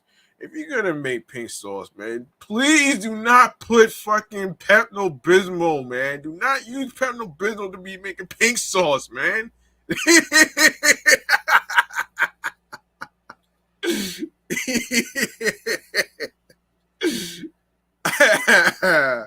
oh, oh, man. Oh my gosh, man. Yeah. This is nuts, man. um, yeah. Let me see. Yeah, instead, a message from Chef Pie is posted about how the pink sauce team is hard at work. Yeah, I already read that part already. Yeah, it's hard at work at ensuring our pink sauce is safe and abiding by all food safety standards and guidelines. She also states that they are dedicated to providing customers with clear, unambiguous, and accurate labels that will exceed FDA guidelines. Lastly, with milk being one of the ingredients listed on the label, some question if the sauce needs to be refrigerated after some rancid smelling batches of the pink sauce were sent out to customers. One user complained that she waited this long for nothing to receive a package that reeks, especially for a small bottle that is a whopping $20 a pop. Between the lack of FDA approval, the changing source colors, mysterious ingredients, and lack of direction on refrigerating the product due to ingredients that can go rancid, plus lack of communication from Chef Pie herself, we would recommend avoiding this sauce, even if the videos on TikTok look enticing. So in other words, this shit doesn't sound like a good idea, though, man. You know, good and hell and well that shit is not gonna be passed by the FDA. This is not me saying this, folks. This is not me saying this, though, man. But you know, good and hell and well that the shit is not gonna fucking fly, man. That's not gonna fucking fly at all, man. So, but it was funny though, man. It was pretty funny though. This was a funny story though. Oh man. this was a funny story though. So I had to really get to that before I even get to the next topic though, man. So Ace Hud right here, man. We haven't heard from him in years though, man. Since that last video that he did with Chris Brown, Body to Body. Um, so the next nationwide tour by Ace Hood, Protect Your Energy tour will begin in October. The 30-date journey, which features special guest Slim Diesel. Slim Diesel. Oh man, yeah, that's a different person for Shaq Diesel, folks. Yeah, you know the difference between those two, man. Gets underway in Gainesville, Florida, with stops in New York, Los Angeles, Dallas, and Houston before coming to an end in November on November 12th, which I believe is around the same week as that Black Panther sequel movie that's supposed to come out on the 11th in Atlanta. The tour follows Ace Hood's stellar performance at Rolling Loud. The first track from Ace Hood's upcoming Body EP, Energy, was recently released evidence that his mic skills are sharp. Ace's commitment to bettering himself via exercise is evident in the upcoming Body EP, as he discussed to Men's Health in a recent episode of Train Like. Body is the second EP in the series that began with Mind EP. Mind, which was released this spring, represented a new beginning for Ace. Of course, you can see the full run of the dates below, and tickets are available. So yeah, so here's a list of dates, though, man. So October the 6th, Gainesville, Florida. The 7th, Charleston, South Carolina. Actually, that's where Charlemagne's from. Knoxville, Tennessee on the 8th. The 9th, Richmond, Virginia. The 10th, New York, New York. Boston, Massachusetts on the 11th. Um, October the 12th, Reading, Pennsylvania. October 13th, Cleveland, Ohio. October 14th, Fort Wayne, Indianapolis, or Indiana, if you will. Dayton, Ohio on the 15th. The 16th is Sauget, Illinois. The 17th, Joliet, Illinois. The 18th, Milwaukee, Wisconsin. The 19th, Des Moines in what is it? Iowa, I believe. Yeah, Iowa. The 20th, Lincoln, New England. The 21st is Denver, Colorado. The 22nd, Cheyenne, Wyoming. The 23rd, Salt Lake, Utah. The 25th, Richland, Washington. The 26th, Seattle, Washington. Portland, Oregon. The 28th, Sacramento, California. San Francisco, California on the 29th. Los Angeles, California. November 1st, San Diego, California. The 2nd, Temp, Arizona. November 3rd, Albuquerque. Albuquerque, New Mexico. November 4th, Dallas, Texas. November 5th, San Antonio, Texas. November the 6th, Houston, Texas. November the 8th, Springfield, Missouri. November the 9th, Memphis, Tennessee, and November 12th, Atlanta, aka Hotlanta, Georgia. All right, so that's the dates of Ace Hood. You go check out the tickets. You could go purchase them online, and you know the rest. So there you have it right there. Now we go to now we go to Citifield development in the works. This one is interesting right here, man. So let's see. This is from ballparkdigest.com. So all right, so the New York Mets made a slew of upgrades to their home for the 2022 season, but there are indications City Field development could be in the works and potentially a new soccer stadium.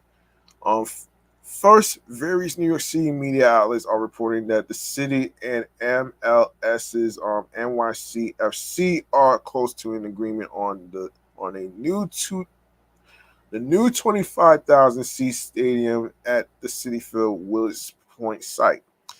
Take it with a grain of salt, of course, as we've seen plenty of NYCFC stadium plans fail. But the idea is not outside the realm of possibility. Flushing Meadows has been discussed as a potential soccer stadium site before, while MLS, Major League Soccer, and the team are certainly working towards a new stadium to be open for World Cup 2026. We have more at Soccer Stadium Digest.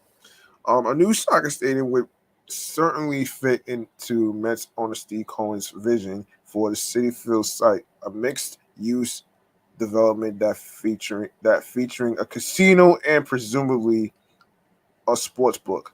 Not a secret that sports books are the next big thing in MLB. See Chicago, Phoenix, Washington, Denver. So it makes sense that Cohen would be seeking to monetize the ballpark site with City Field development. It's interesting that Cohen didn't really publicly discuss City Field development when bidding for the Mets in 2020. The time it was the Alex Rodriguez, Jennifer Lopez, aka JLo group that was raised the prospect of some sort of development to unlock hidden value with the team and City Field. Cohen must have been paying attention to the competing Mets bid, however, adding both a soccer stadium to what's a desirable location and a site generating decent traffic anyway would be a developer's dream come true. Yeah, that would be fucking lit though, man, for Flushing Meadows, Queens, New York, actually. And I actually been to City Field once though, man. Actually explored it though. And when you go inside City Field itself, you are going to see a couple of places. When you go inside there, it is like a mall.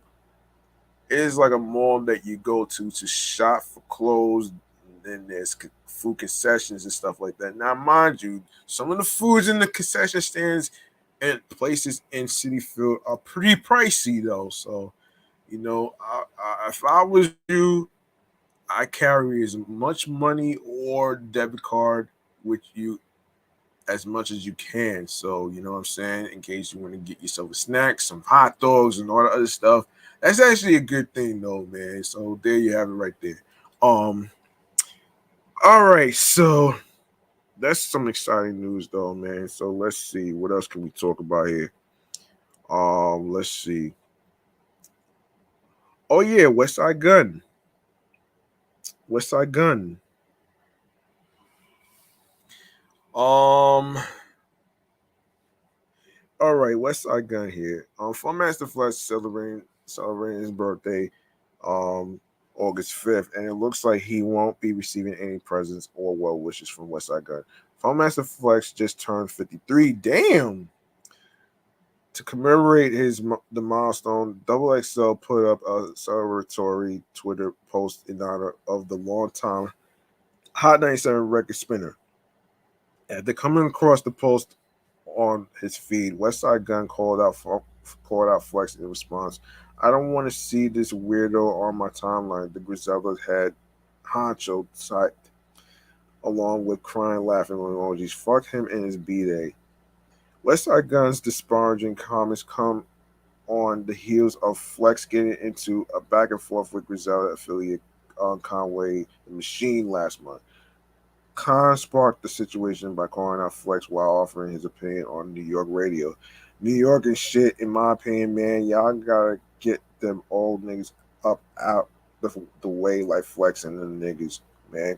Conway said in an Instagram live video, them gatekeepers that got y'all up there that's trying to dictate, um, yeah, dictate. Um, Come on, bro. Good thing I don't need y'all niggas because if I needed y'all niggas would be fake stifling my growth. Flex clap back, insinuating Conway might not be as big of an artist as he thinks he is. Oh gosh. Of course, you and your team have had a feature from Jay Z, Eminem, Lil Wayne, J. Cole, Jadakiss, Travis Scott, French Montana, and more. Flex wrote on Instagram. Wasn't you on Kanye's Donda album? I'm gonna give you the advice Paul Rosenberg should have gave you. You are a 40 plus bars rapper. Sorry lyricist that has had every resource possible. If you are not happy with your career as of today with all the cosigns, I think you have peaked, my guy. What you think? The two parties eventually squashed the short-lived feud. It appears WSG still wants all the smoke. Well, that's this is so fucking ridiculous, man. This is ridiculous, man. Two grown ass men, fucking arguing on some shit. Yo, seriously, and you want to be so fucking butthurt about this shit? Like, come on, son. Sorry about that. That's the wrong thing. That's not what I was looking for, folks. Sorry. This is what I was looking for.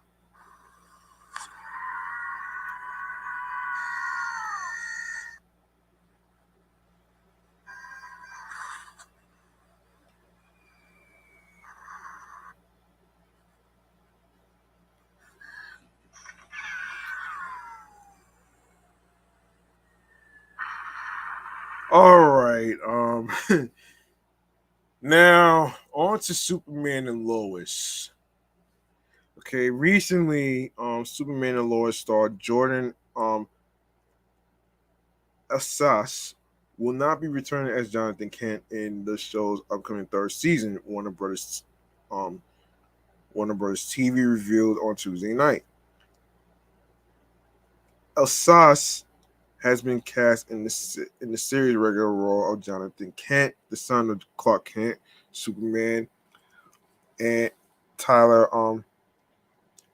Tyler Hoechlin and Lois Lane Elizabeth Toloch since the show's inception. The role is expected to be recast for season 3. Reports indicate that it was set in motion after Assas did not report back to Vancouver where Superman and Lois films. By a deadline given by the studio, it is unclear at this point why Alas is exiting the series. Although it is believed to be due to a personal matter, and Variety confirms it is not due to a workspace related issue. Jordan Alsas has notified the studio that he will not be returning to Superman and Lois for season 3 due to personal reasons. Warner Brothers TV said in a statement Tuesday night. The role of Jonathan Kent will be recast.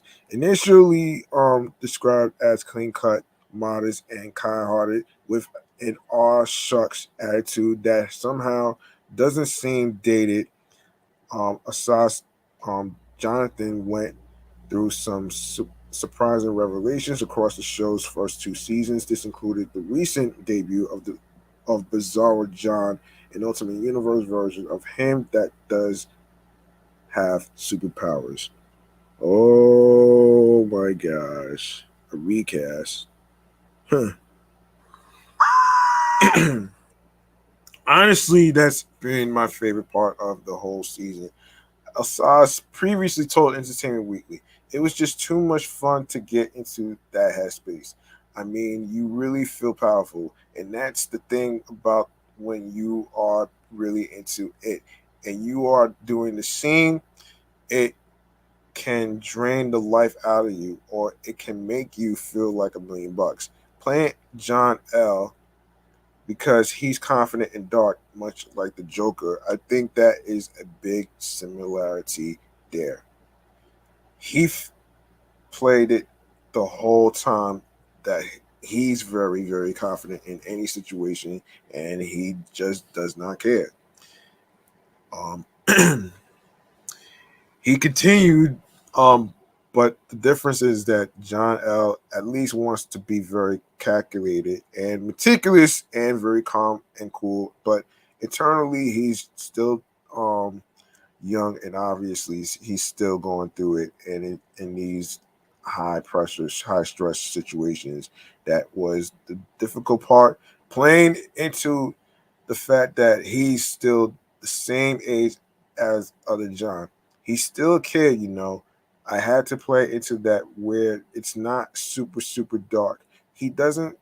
He still doesn't fully understand how the world works and people's motives because he's still young and naive. Um, that was it. That was an interesting dynamic to play because it's not just full out bad guy. There's still some innocence in him, and there's still some good in him. But he's a villain in the making, definitely. Of course, season 3 of Superman and Lois is expected to premiere in 2023 on the CW. And of course, the synopsis for season 3 of the stories is is in the process of development. If I hear anything in regards to the premiere date, I will bring it to you on this New York podcast. So, um, you gotta wait till next year, which is like 3 months away. It's like 3 months away, man. You know what I'm saying? So, we just got into September, so you know what I'm saying. Just it is what it is, man. Yeah, I hope they find another actor. I hope they find another actor to actually play Jonathan Kent, man. This will be interesting and a good one though, in a way though, folks. So all you DC comics out there though, man, just letting you know what's going on here. So there you go, right there. Um. Anyway, so let's see what other stories we got to talk about here though, man. Now we need to talk about what's some other shit to talk about. Oh, okay, we can go into some eat and drink.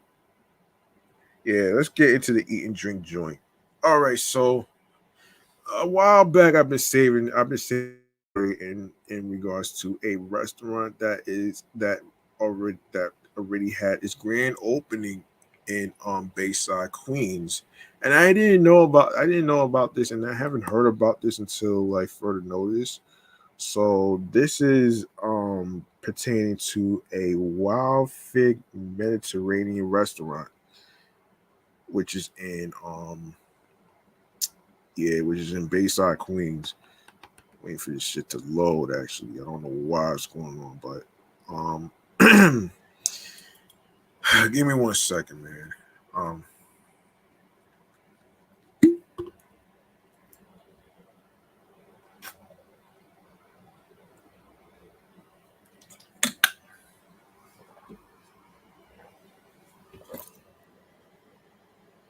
I okay. I don't know what the hell's going on here. Uh,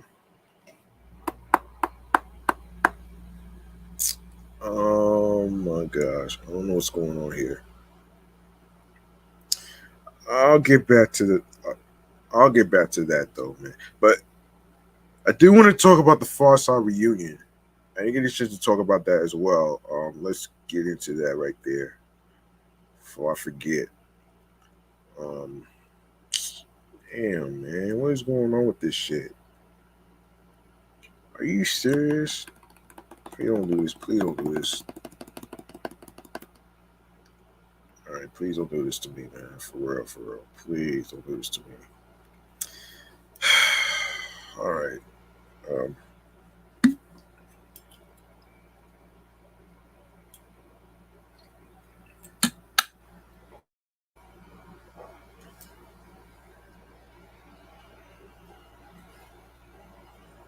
hmm. The hell?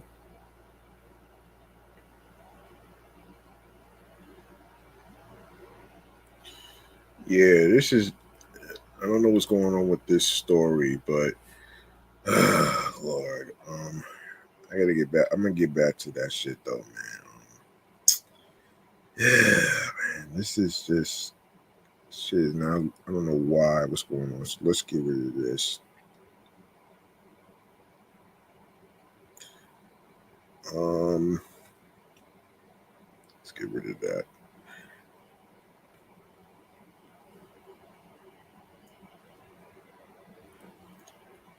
Um, I don't know what's going on here, but I really don't know what's going on here. But I'm about to use another different browser, so I'm Pharcyde. So let's see. I'm about to use a different browser for this. Hold on.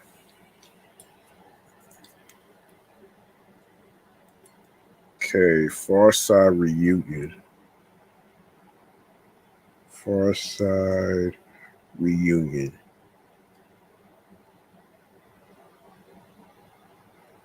Pharcyde Reunion 2022. Let's get into it. All right, so wait a minute here, man. This is according to because I know this was on Vibe, if I'm not mistaken. Um, no, I remember seeing this shit. I remember seeing this shit on. Anyway, man, I'm gonna get to the website. I forget which website I saw this shit. Oh my gosh, hold up. Okay, Vibe.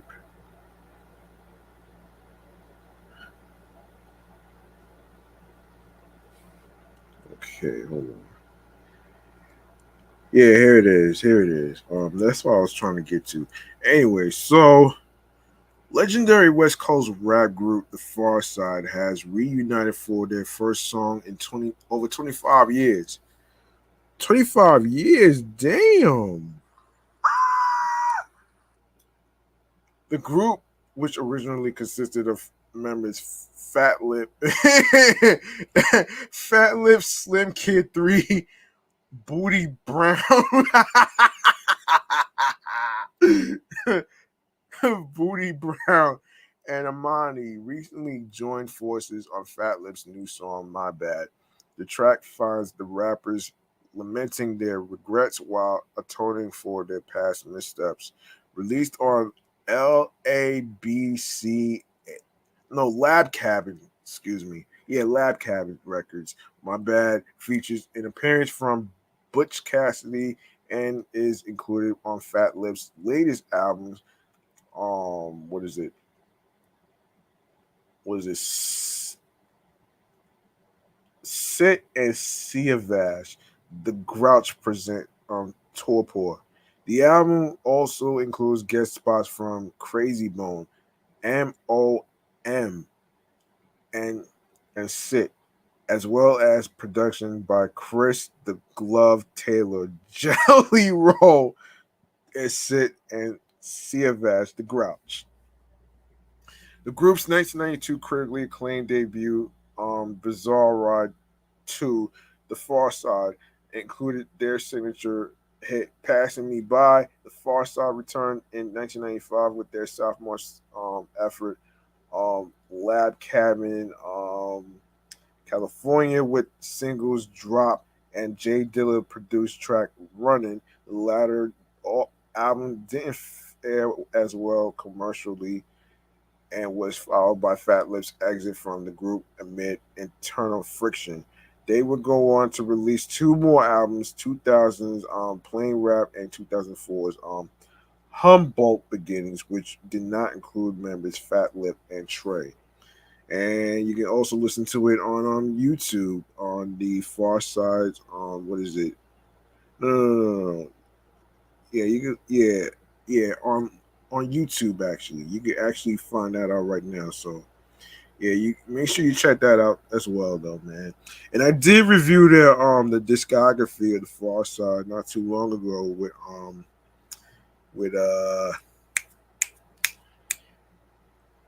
my other platform, Meticulous Vibe Juice Podcast. Actually, if you didn't know, I actually do reviews on music albums of music artists, not just the solo singers and the rappers and stuff like that. I also review groups as well. So you know what I'm saying?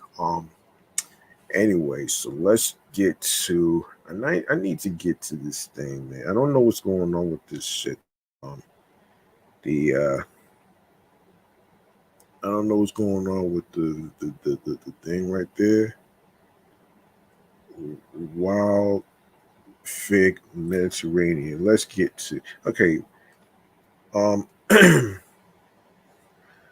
Wild Fig Med um Mediterranean.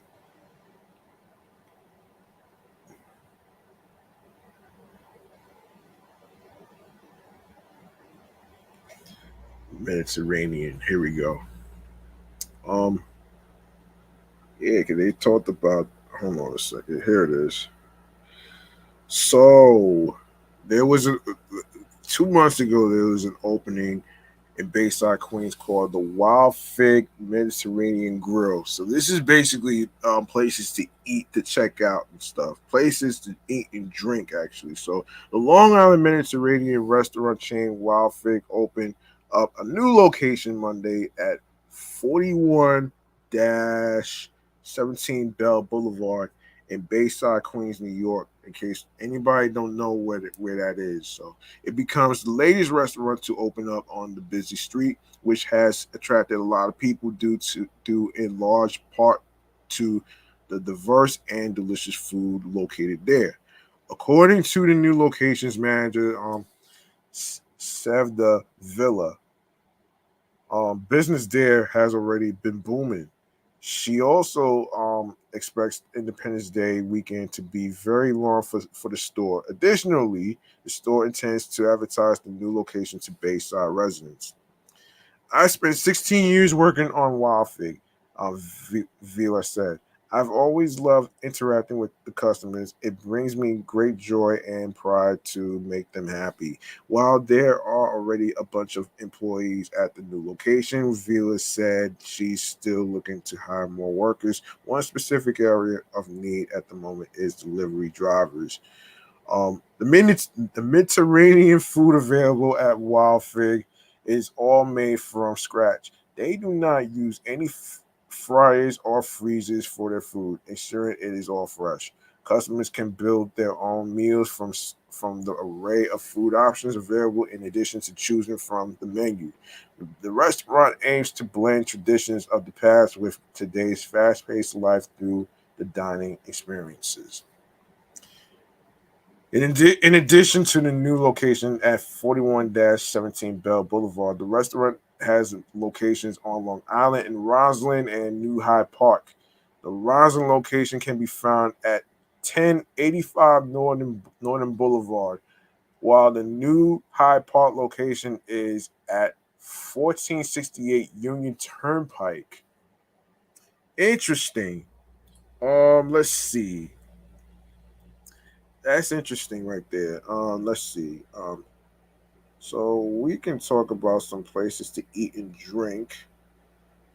Eat and drink would be. Let me just get to. I don't know what's going on with this shit. So places to eat and drink. I want to actually get to that. I think it's just to talk about this. Probably recently. So let's see. So let's start with California. Places to eat actually. Oh my god, this is gonna take so long to load. So let's go to the browser. All right. Places to eat in Los Angeles, California. Places to eat in California. Um, 2022 time out website. All right.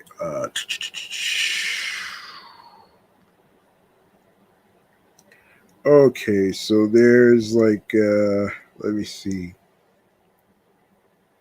All right, so time out restaurants. So let's get to this stuff.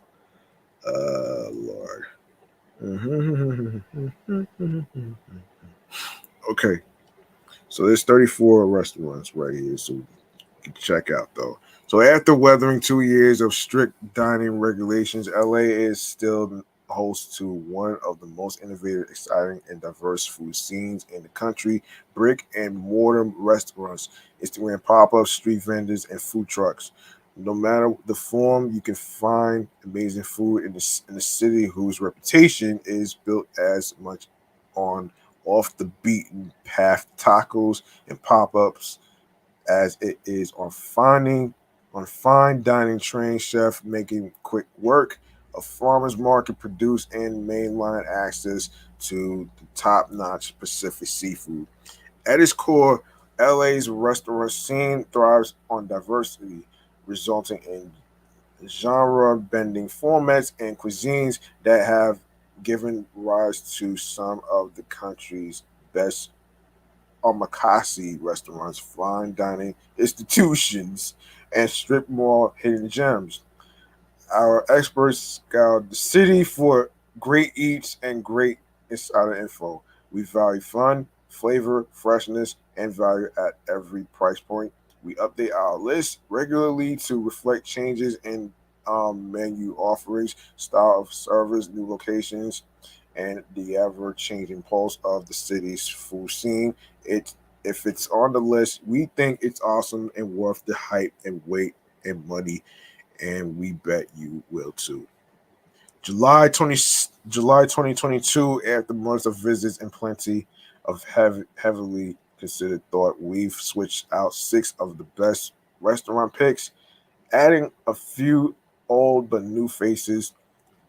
Of course, there's Nate, Damien, Delon Soul Food Kitchen, Sushi Gin, Love to Eat Thai Bistro, Maud and Nozawa Bar.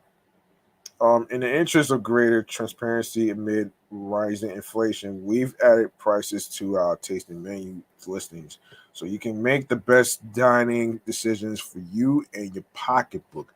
We also highlighted the sibling restaurants of Republic, um, um, Bicelet, and Mansky. Um, the relatively new Mother Wolf, and Bestia Bavel in their listings to better reflect the collective impact on these chefs on the current dining scene. Um, though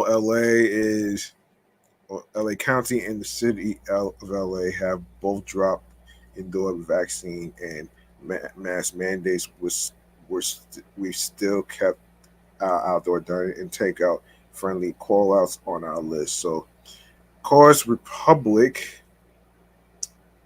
Um, there's Republic. There's Bestia. There's Hayato. Orsa and Winston, number 4. Number 5, Damien. Number 6, N slash Naka. Jitlada, number 7.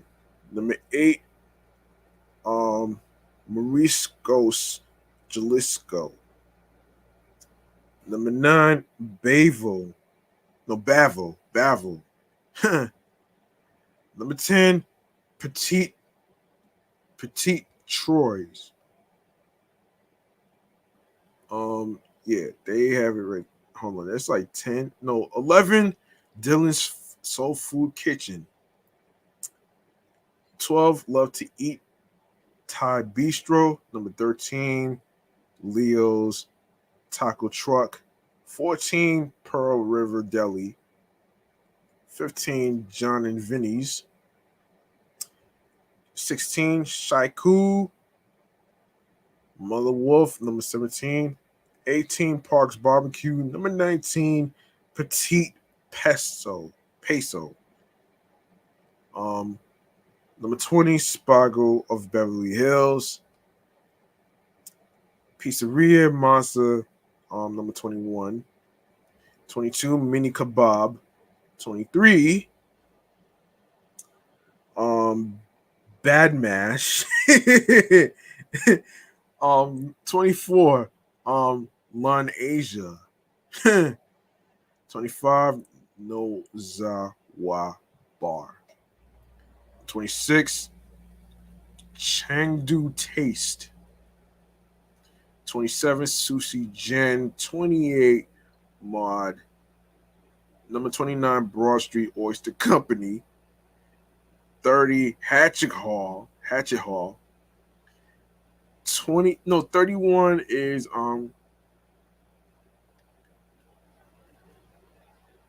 Gala Guetza. 32, Rafi's Place. 33, Langer's Deli, and 34, Providence. So there you have it right there. This is like the best places to eat. So this is eat and drink. So we're gonna get into what's going on in New York. Eat and drink. New York. Okay. Places to eat and drink in let's see. Let's see. So let's get into it though. Let me see, man. Actually, did I? No, wait. Time out. Wait a second. Wait a minute here. Okay.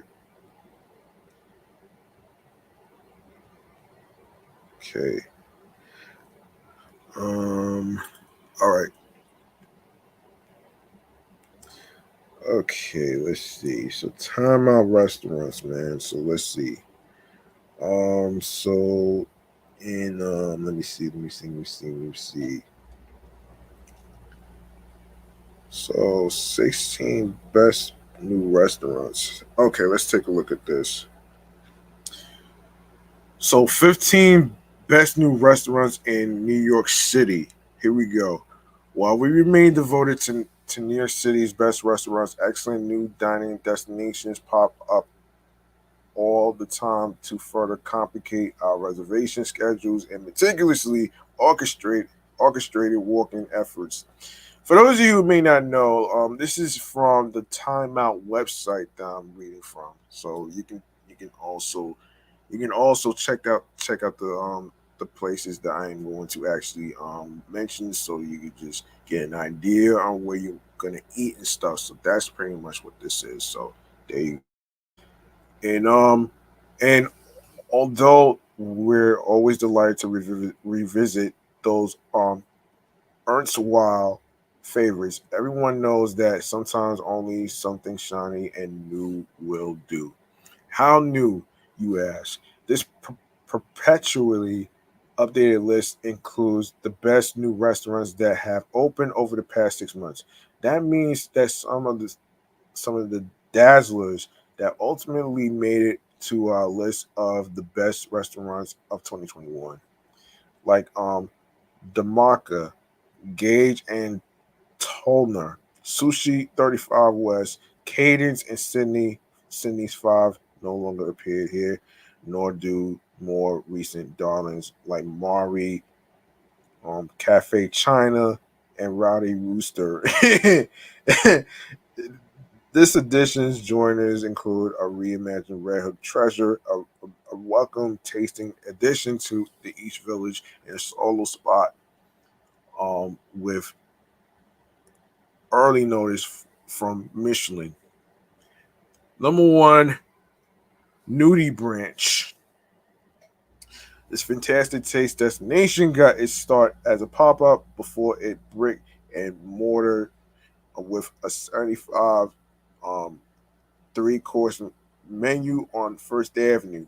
There's a lot to choose from, including brilliantly flavored fried frog legs.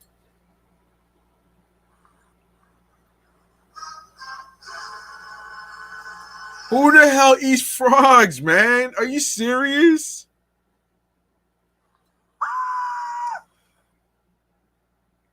Yo, seriously?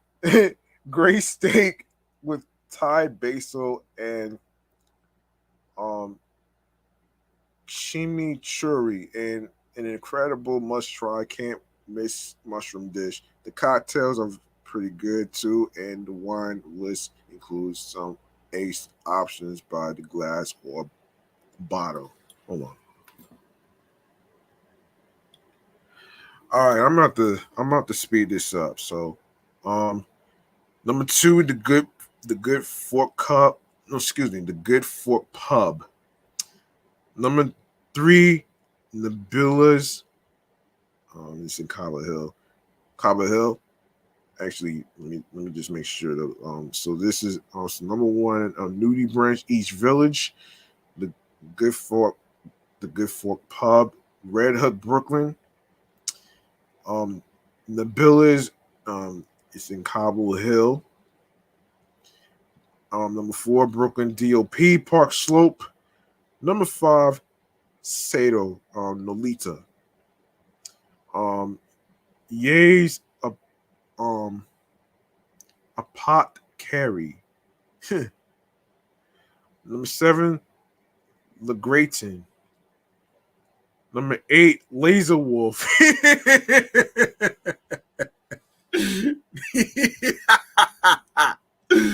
Oh man, Laser Wolf. Hold on, man. That right there, that's unheard of, man. Laser Wolf.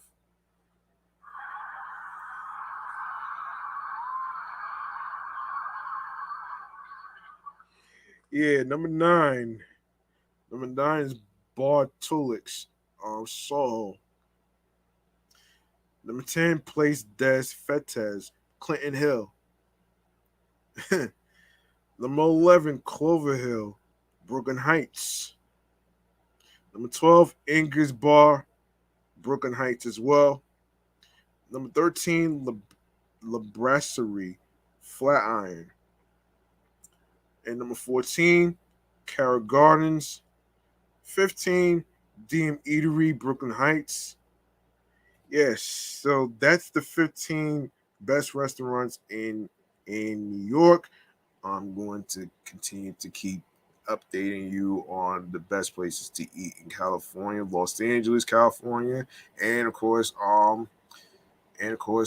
there's basically places in New York too. So you know what I'm saying?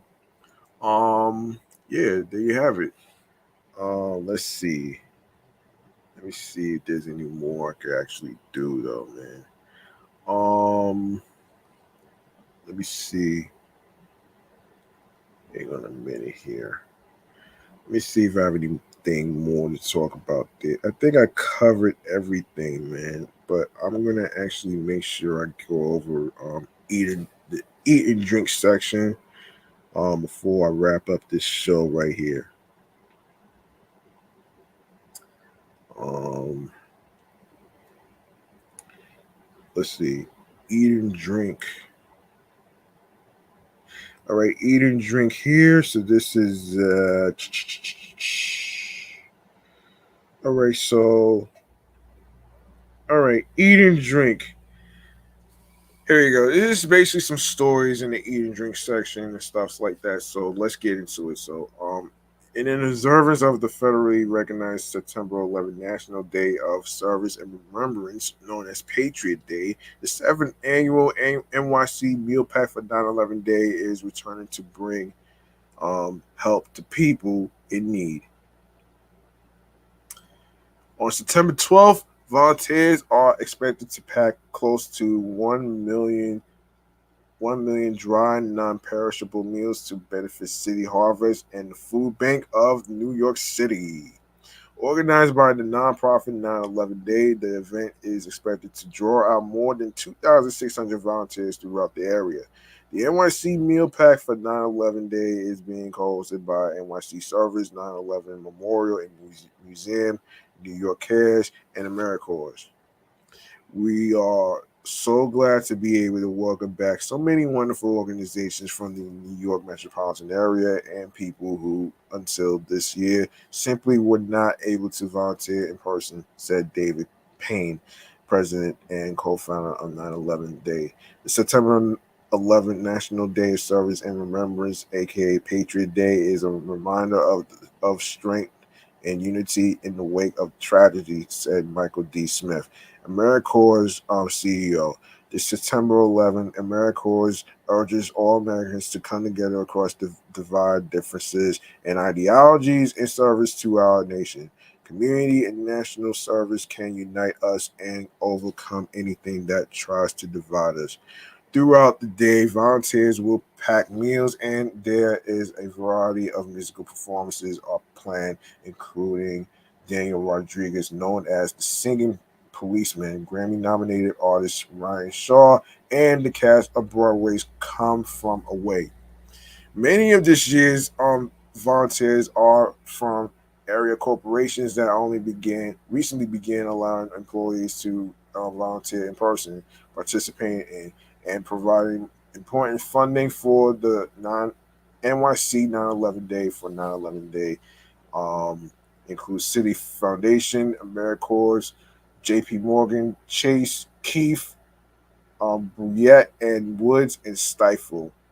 Um, MUFG Union Bank, Marsh, Holland and Knight, Morgan Lewis, ICE NYSE Foundation, RBC and City National Park, MLB, MLS, NFL, Merrill Lynch, Pfizer, Signature Bank, and MetLife Foundation. In addition to NYC 9/11 Day, and AmeriCorps are organizing large meal packing events across Atlanta, Boston, Chicago, Dallas, Los Angeles, Minneapolis, Philadelphia, Phoenix, St. Louis, and Washington, D.C. On 9/11 each year, we have an opportunity to pause and remember those lost and injured and those who rose in service, as well as the remarkable spirit of unity that arose throughout the city and the nation in response to the attacks, said J.S. Winnock, co-founder of 9/11, whose brother Glenn J. Winnock, an attorney and volunteer firefighter and EMT, died in the line of duty on 9/11. With each passing each year, it becomes even more important to take that moment and ensure we make the most of the opportunity each of us has to make a difference in honor of those lost and injured. Our ultimate goal, said Payne, is to transform the anniversary into a day of doing good. In that way, we hope to keep the promise we all made 21 years ago to never forget.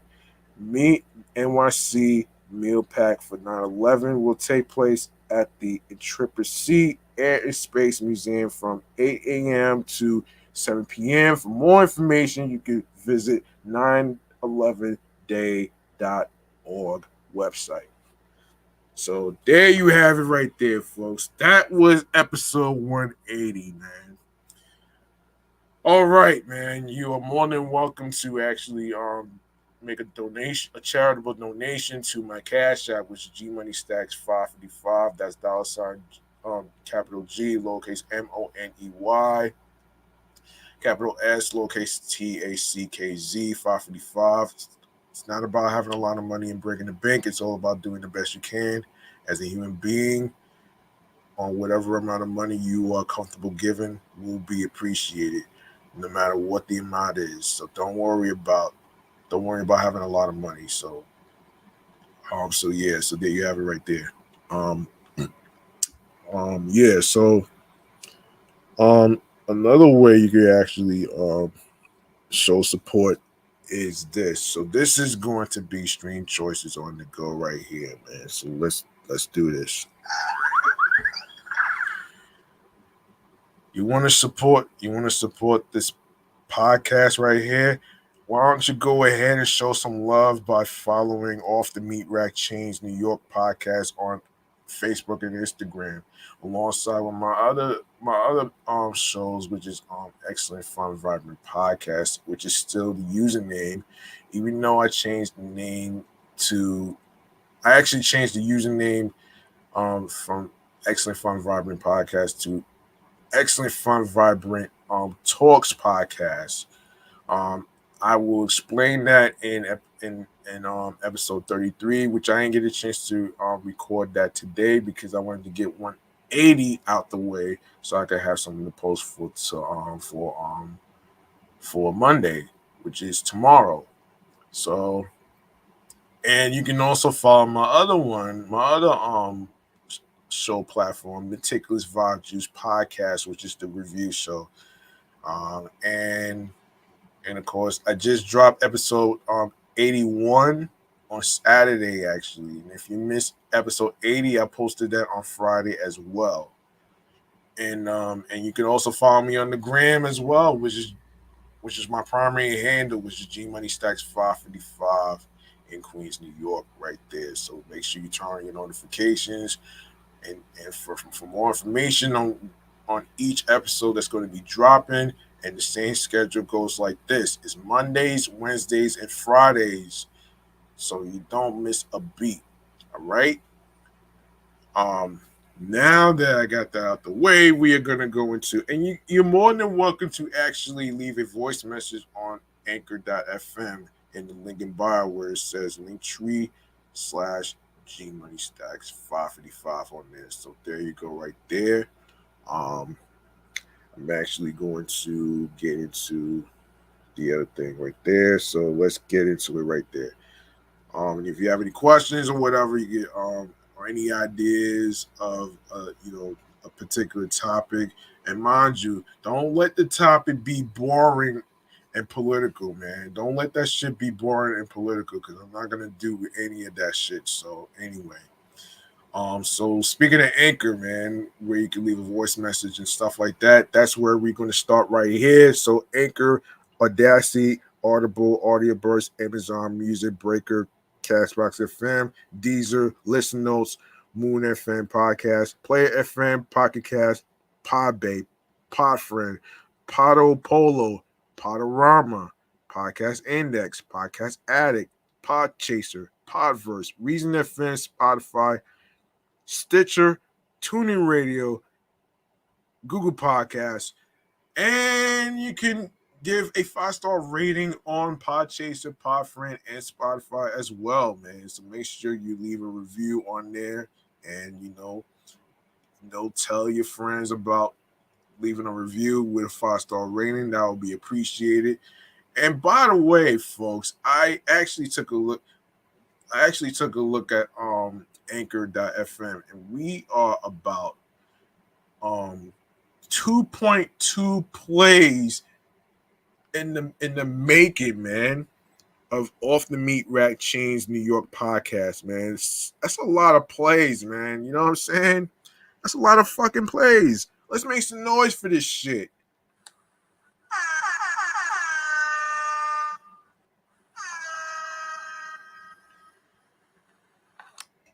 Yeah, man.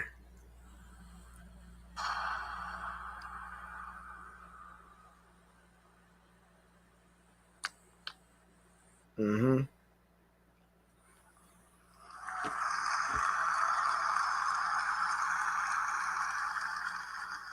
Yes, I'm still soaking that success, man. Yo, seriously, man, it just feels so surreal to actually have as much success, as much content that I put out and stuff. So, Um, I'm still celebrating the 1 year anniversary of Meticulous Vibe Juice podcast, and I have another one coming up from my sports podcast. And in November is going to be the 2 year anniversary of this New York podcast, man. Yeah, so this podcast, for those of you who may not know, this was started on the angel numbers of 11/11, 2022. So, you know what I'm saying? So I'm just gonna celebrate that shit anyway, man. So you know what I mean? And speaking of celebrations, man, you can also listen to Off the Meat Rack Chainz New York podcast on Radio Public alongside with iHeartRadio, the #1 app for music, radio, and podcast, along with my other two podcast shows. So make sure you follow those two over there, which is Excellent Fun Vibrant Talks podcast, the Sports Edition show, and of course, Meticulous Vibe Juice podcast review show. So make sure you follow that right there. And last but not least, and finally, we are on YouTube right here, man. So make sure you grab that subscribe button on the channel, YouTube channel page of G Money Stacks 555, where you see all the New York episodes already uploaded and posted already on the YouTube channel. And make sure you click on that noti bell so you can be reminded when the show goes in the air via live stream, along with the time of the recording.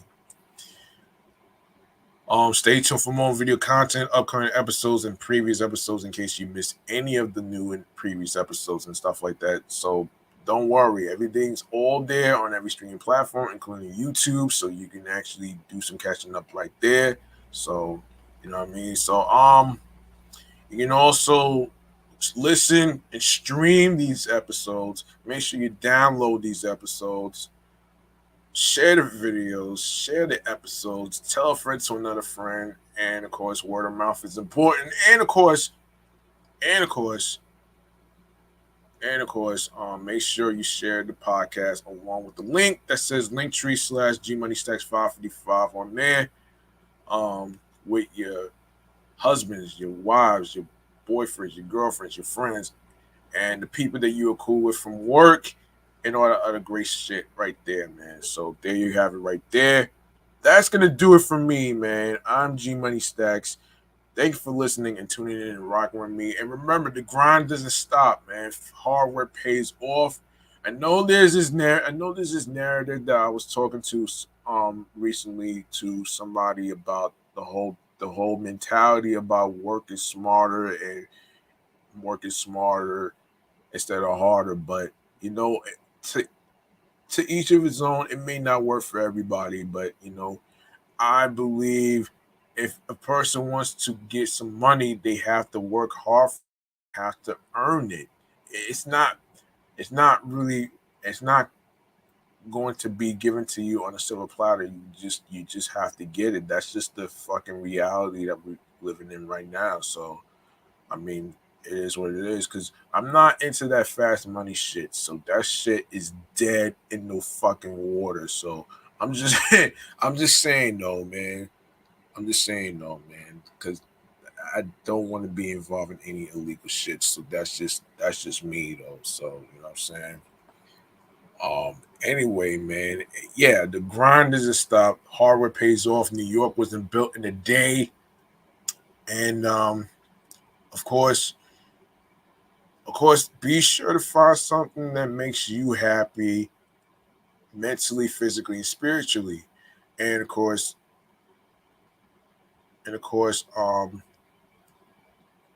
be sure to actually be safe out there. I hope y'all enjoying the rest of your Labor Day weekend. Of course, there's some fun stuff to do. Be careful out there. Take your friends with you, man. You know what I'm saying? So you don't have to worry about any other senseless violent shit that's going on. So if you want to do things on the safe side, you're more than welcome to actually do that too. So there you have it right there, man. And you can find your voice. Confidence is key. And whatever career field that you are trying to go to, don't let anybody stop you. It's always important to follow your goals and dreams. And sometimes don't let money get to your head, even though you have bills to pay and shit like that. You really want to make sure you actually care about your mental health, because mental health is important. That's something you cannot put a price on. And you can't put a price on fucking happiness, man. You know what I'm saying? You really can't. So happiness is priceless. Same way with friendship. Friendship is priceless as well. So yeah. And also, you want to be able to find something that clicks to you, and you know that actually gets you into your zone. So of course, get in your zone, stay liquid. I'm up out of here off this shit. Thank you so much for the 2.2 plays on Anchor.fm. I really appreciate every single one of you that's listening international, that's from international places, USA, Canada, Long Island, aka Strong Island, plus the 5 spots of Brooklyn, Bronx, Manhattan, Staten Island, and Queens, man. I love y'all, man. I'm off this shit. Thank you so much. Peace and one love. Enjoy the rest of your Labor Day weekend. I know I will. Um, I know I will. So be careful out there, man. Peace and one love. Have yourselves a good night, folks. I'm sorry.